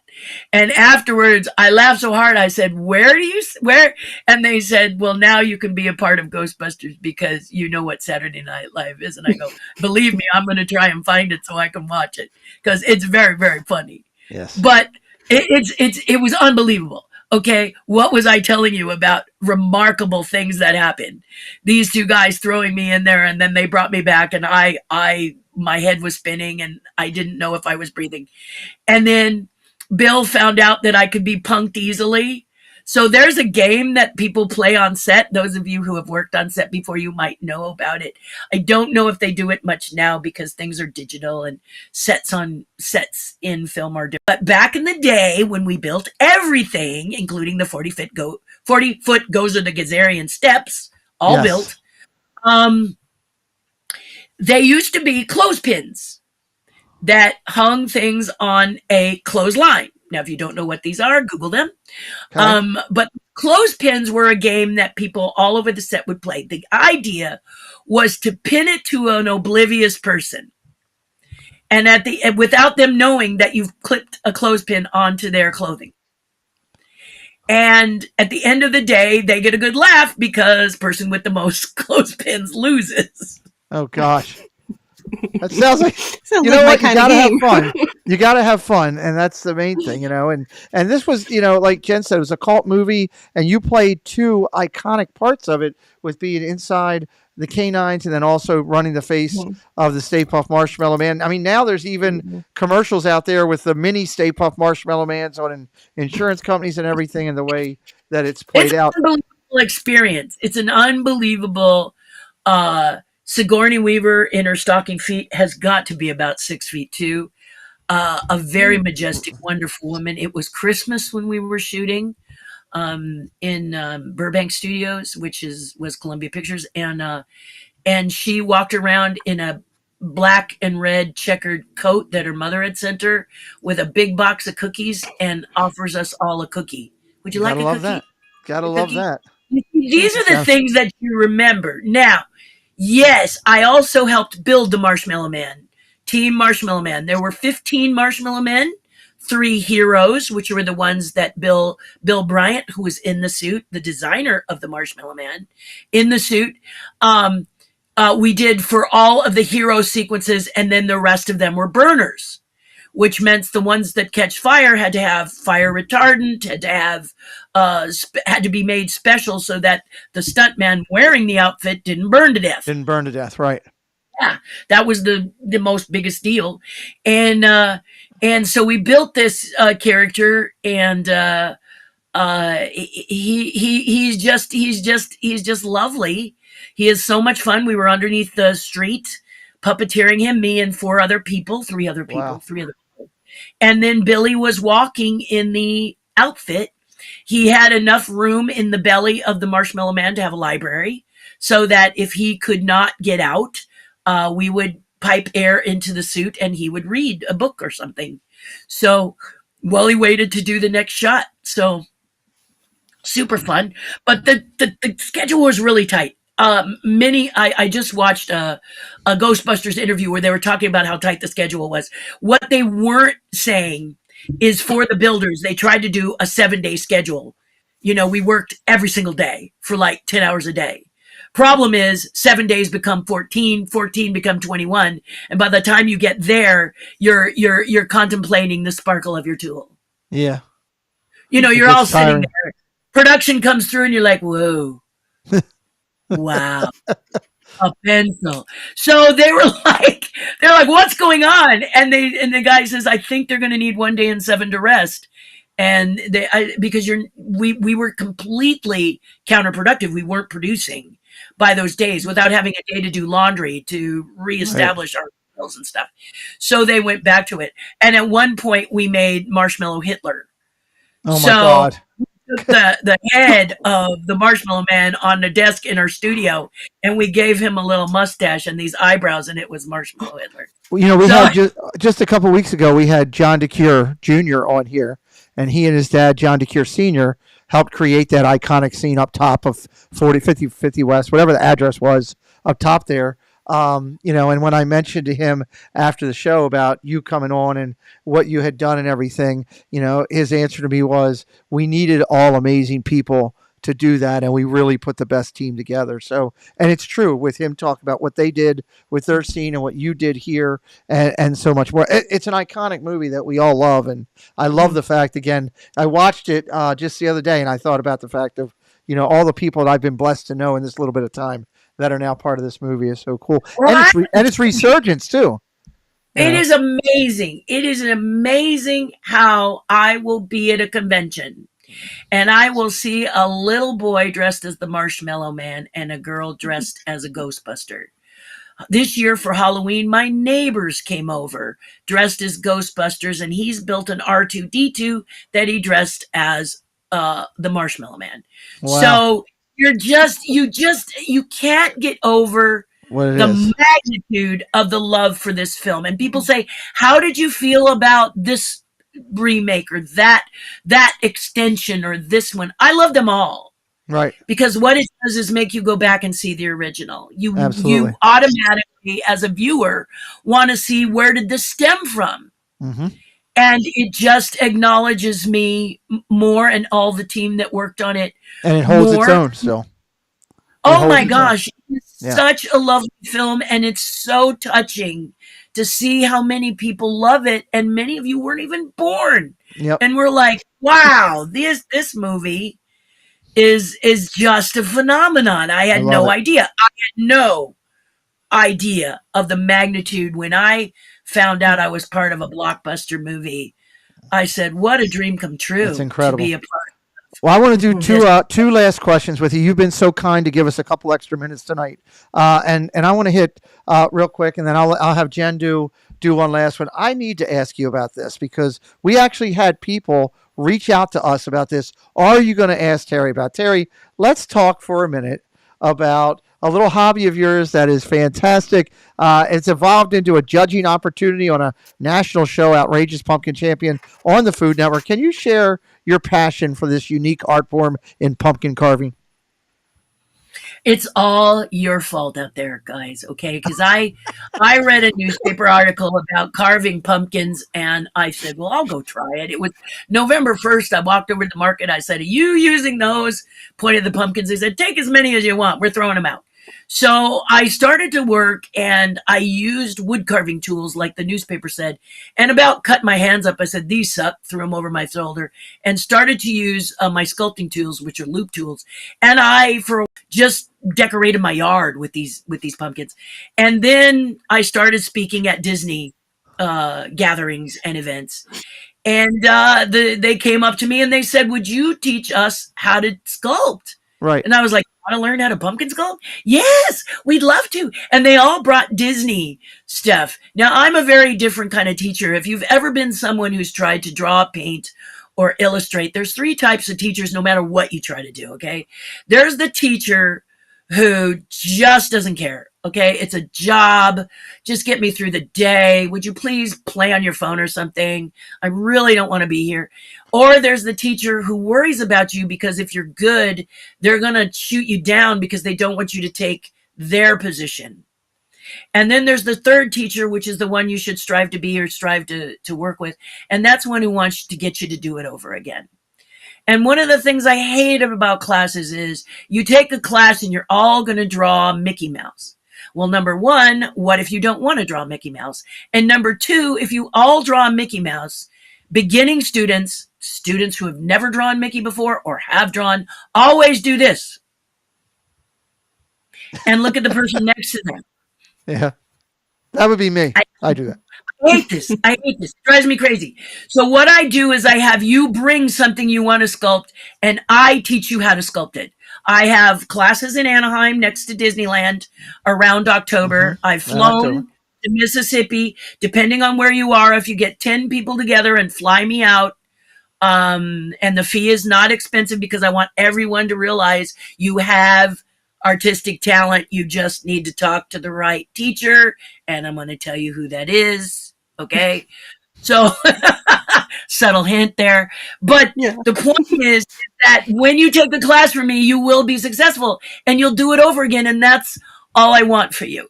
So I started teaching these classes and they just took like wildfire during the pandemic. I did them over Zoom. I'm not really liking them much over Zoom because it's really hard for me to get that connection, but I still do it because there are people that just can't make it to my classes or fit in my October schedule.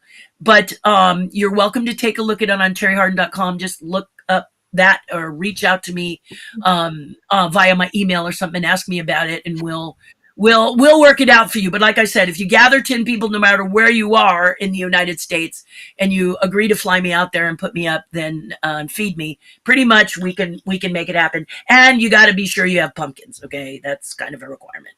But what happened was I had this website and it talked about my classes, and a little show you may know called Outrageous Pumpkins saw my work and asked me to be a contestant. And I told them no.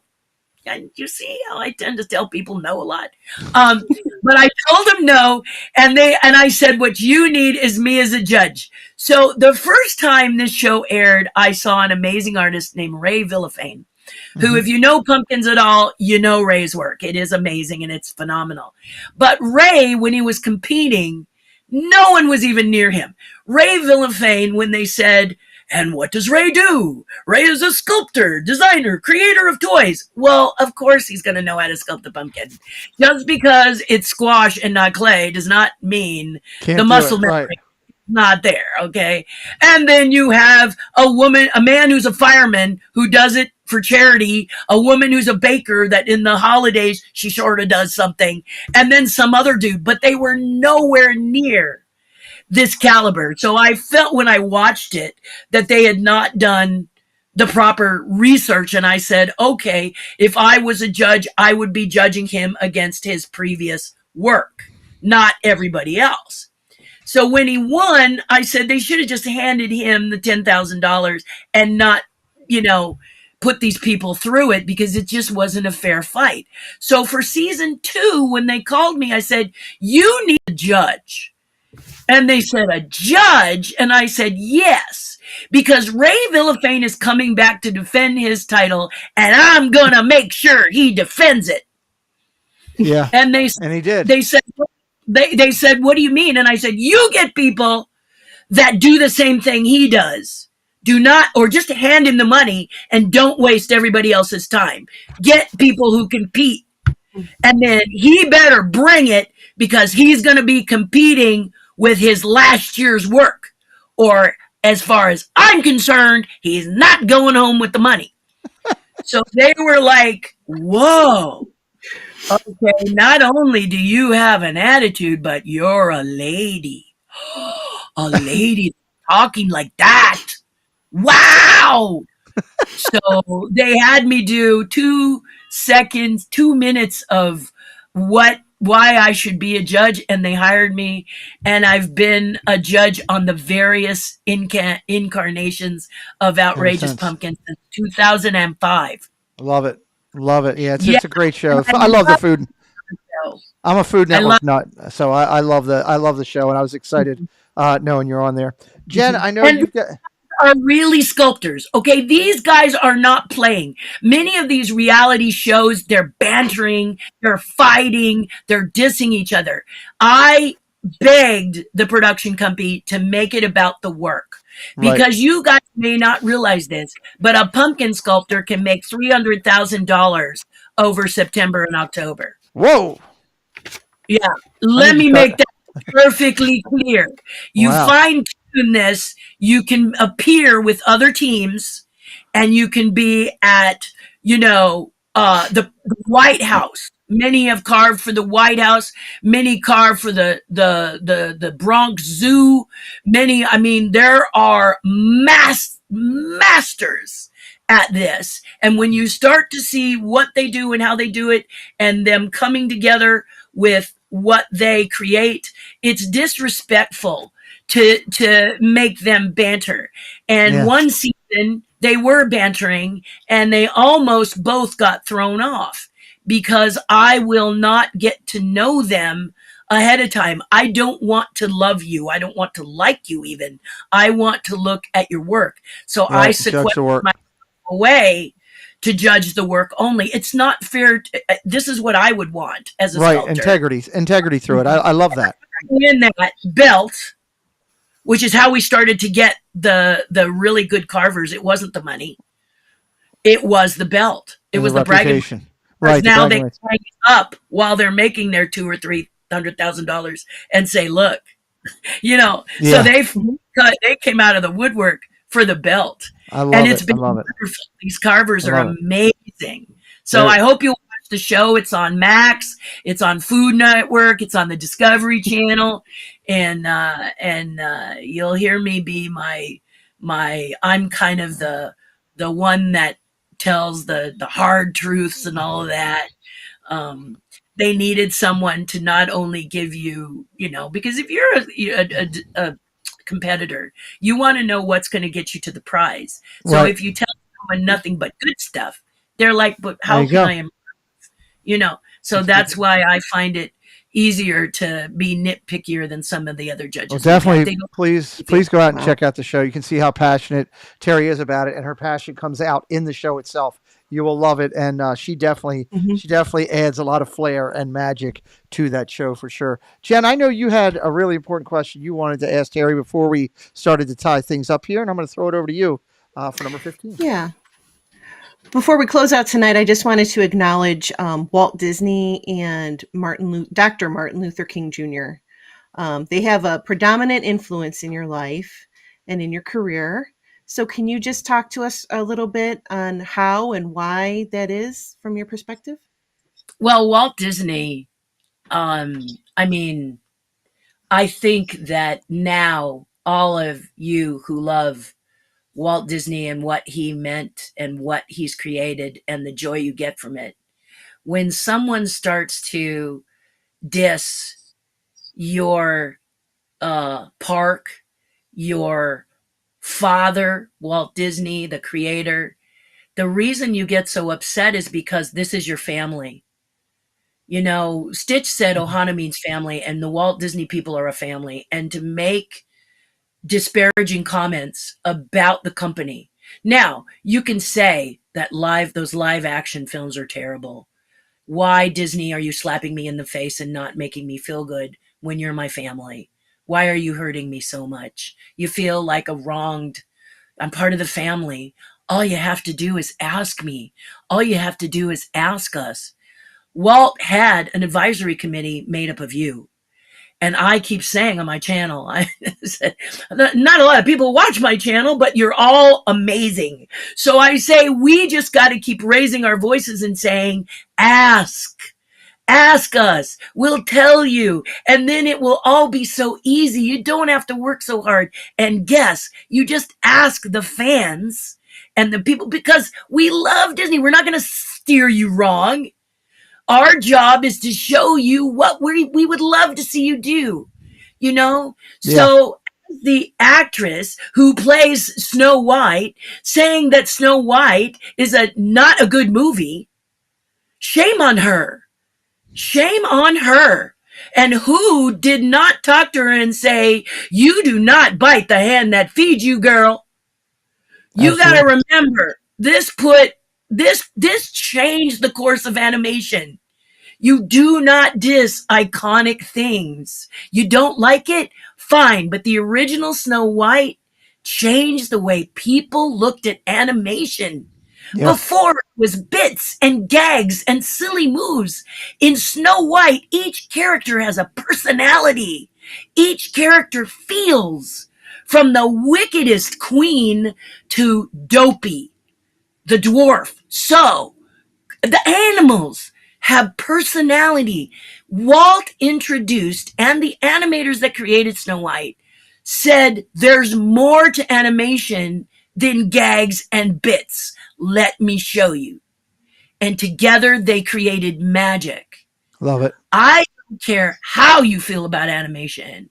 Never, ever, ever. Or we're going to get in a fight. We're going to have problems. You are dissing my family. You are talking about my brother or my dad Circle or of my trust. sister.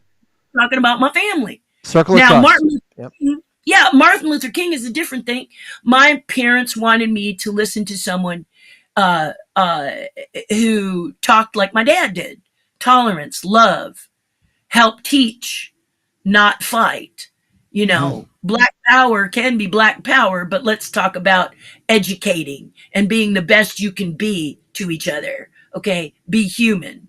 That's one of the things I loved about Martin Luther King. And I know my mother took me to see him. I have the button from when we went to see him, but I only remember, I just remember kind of being there, but I don't remember the whole thing. Right. And then this year, I asked my father about this before he passed away, and I asked him about this guy, Rustin, because apparently when I saw this movie, and it doesn't matter what you think of the movie, I didn't know who this guy was. And my dad confessed that because of his persuasion, if you will, he felt he would keep life simple and not introduce him to me because he was a gay man and I was a young child, and he just made the decision I could deal with that later. But now See, I believe a movie's purpose is to make you want to read the book. Hmm. Okay, a movie is not, a movie doesn't have to be exact because that's called a documentary. To tell the truth the way it happened, let me say it again, is a documentary. A movie allows the director to tell the story in his or her own way, the way they wish to tell it. Okay? But it shouldn't badmouth previous That's right. movies. It shouldn't Previous be things, mean. yeah. It shouldn't be frivolous. It shouldn't be lazy. Do the work, guys. You have the ability to make good films. In fact, at the Academy Awards, and then I'll stop. At the Academy Awards, they said instead of making these blockbuster movies that fall on their face and die, separate that money, cut it up, and give it to the young new filmmakers all over the world and see what they bring.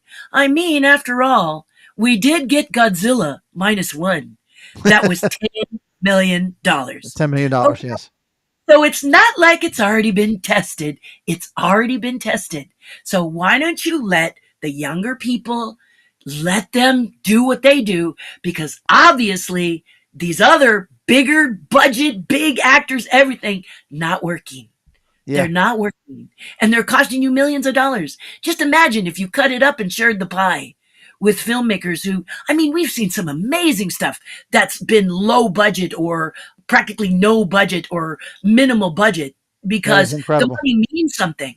Yeah. So this is what both of these people mean to me. Walt Disney, the idea of removing Walt Disney from Disney makes me want to spit. I don't know why you would remove the creator. A creator, they do something and then you're going to erase them. This nothing makes me angrier than someone claiming to have done my work. Right. Which is why I talked about team today, because I didn't do everything. I didn't build them.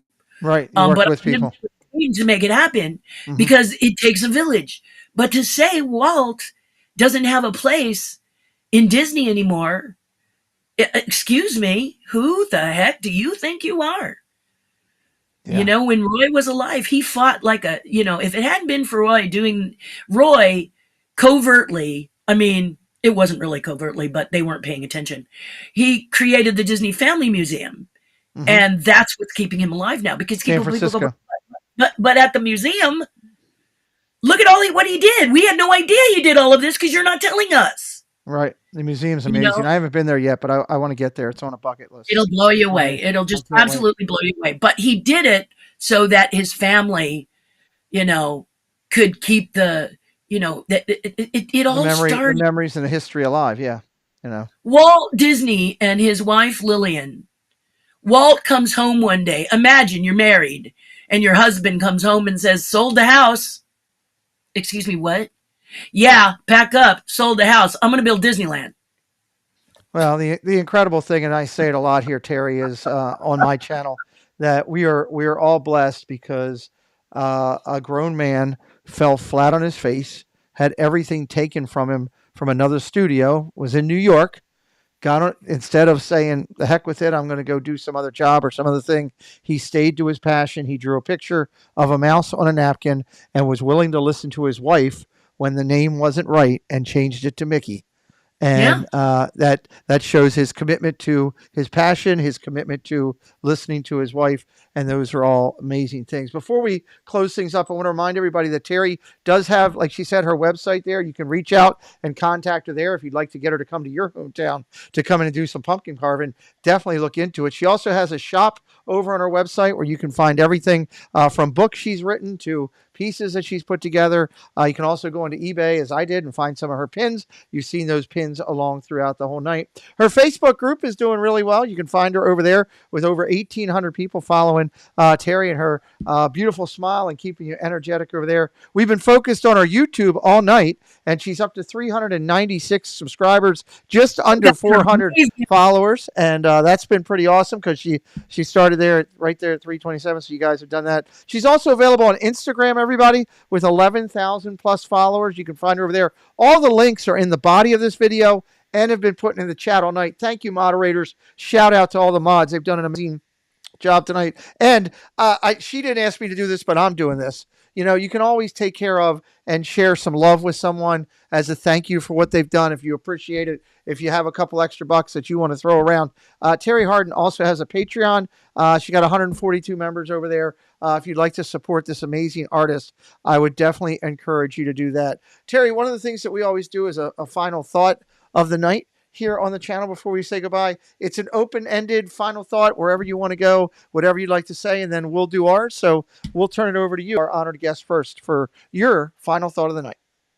Well, I think this is an amazing show. I am so touched that all of you have banded together to help me out with my channel, because I have to tell you that my attitude is a little different than most. I love to have people of quality follow. I'm not really about massive numbers. I don't think many artists are, but maybe they are. I mean, those that do. I keep watching people who have millions and millions of followers going, I'm burned out. I'm doing too much administration. I'm worried. I'm scared.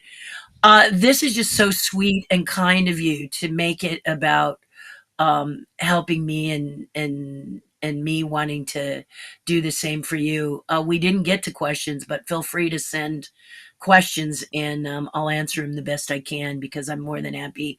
And if you did join my channel tonight, then you can post like what you'd like to hear, or if there's more stories you want to hear. Most of the time we're just talking. She does lives, and you could go in and you can interact with her. It's fantastic. Yeah, you're more than welcome to do that on my Patreon page. It's just $5 a month to participate, and that's because you need to have skin in the game to get me to show up sometimes.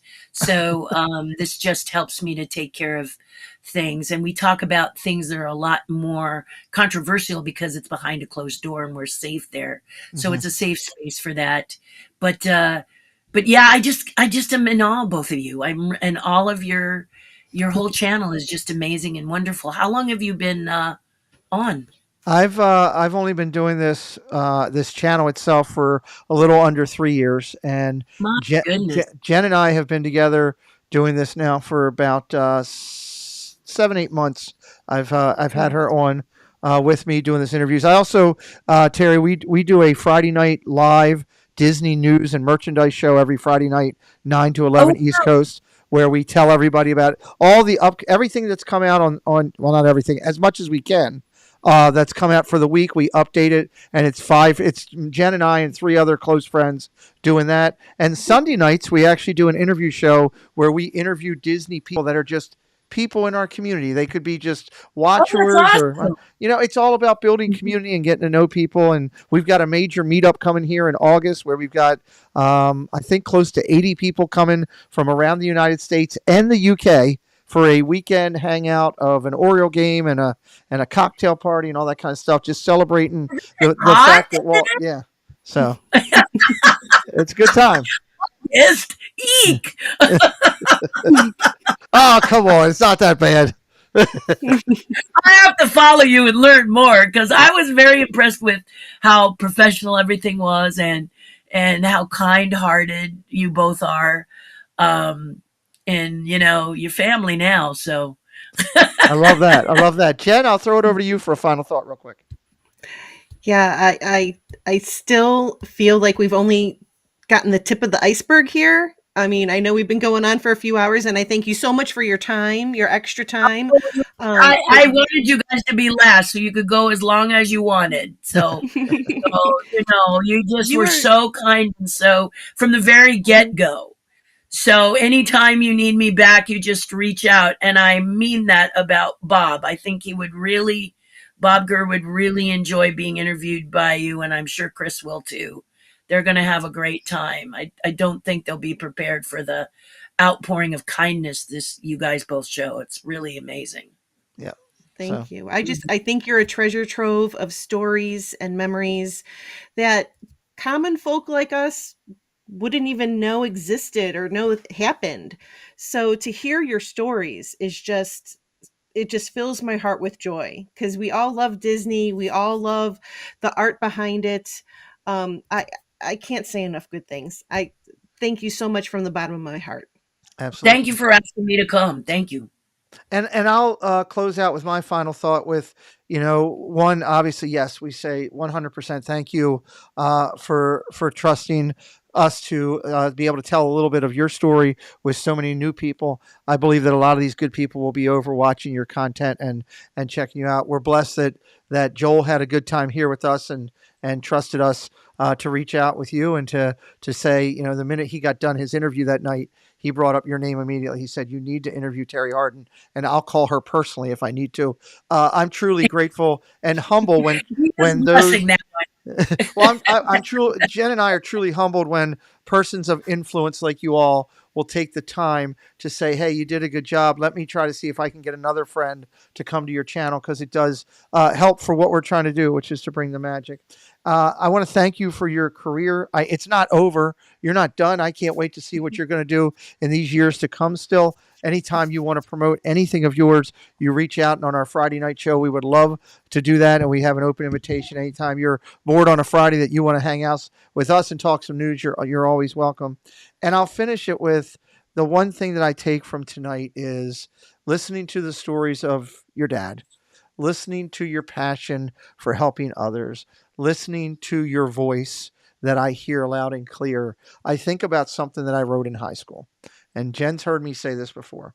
I wrote back in high school in a book that I read out on this channel a long time ago, that the best of all things is love. Love can be in friendship. Love can be in relationship. Love can be in working with another person and loving your job. But the best of all things is love. Money can be lost or stolen. Health and strength may fail. But what you have committed to your heart is yours forever. Terri, I thank you for what you have committed to your heart and what you've brought to our community tonight. It's been an honor. So, Thanks to you too. absolutely. All of you. Hang tight for a second. We're going to do a quick outro. We'll talk with you backstage. Everybody, we'll be back in 2 weeks. 2 weeks on the show. I should have looked and had it ready, but I was so into our guest tonight, I was blown away. We will have in 2 weeks coming on here Dave Avanzino, who is a master artist from the festival down in Disney, the Festival of Arts. Jen and I met him. He's a 3D artist. He'll be coming. It's going to be a great night. When you're finished here, it's going to take you right over to Dad Builds. He's already started. Go over and enjoy Chris, and we'll be back in 2 weeks. Good night, everybody.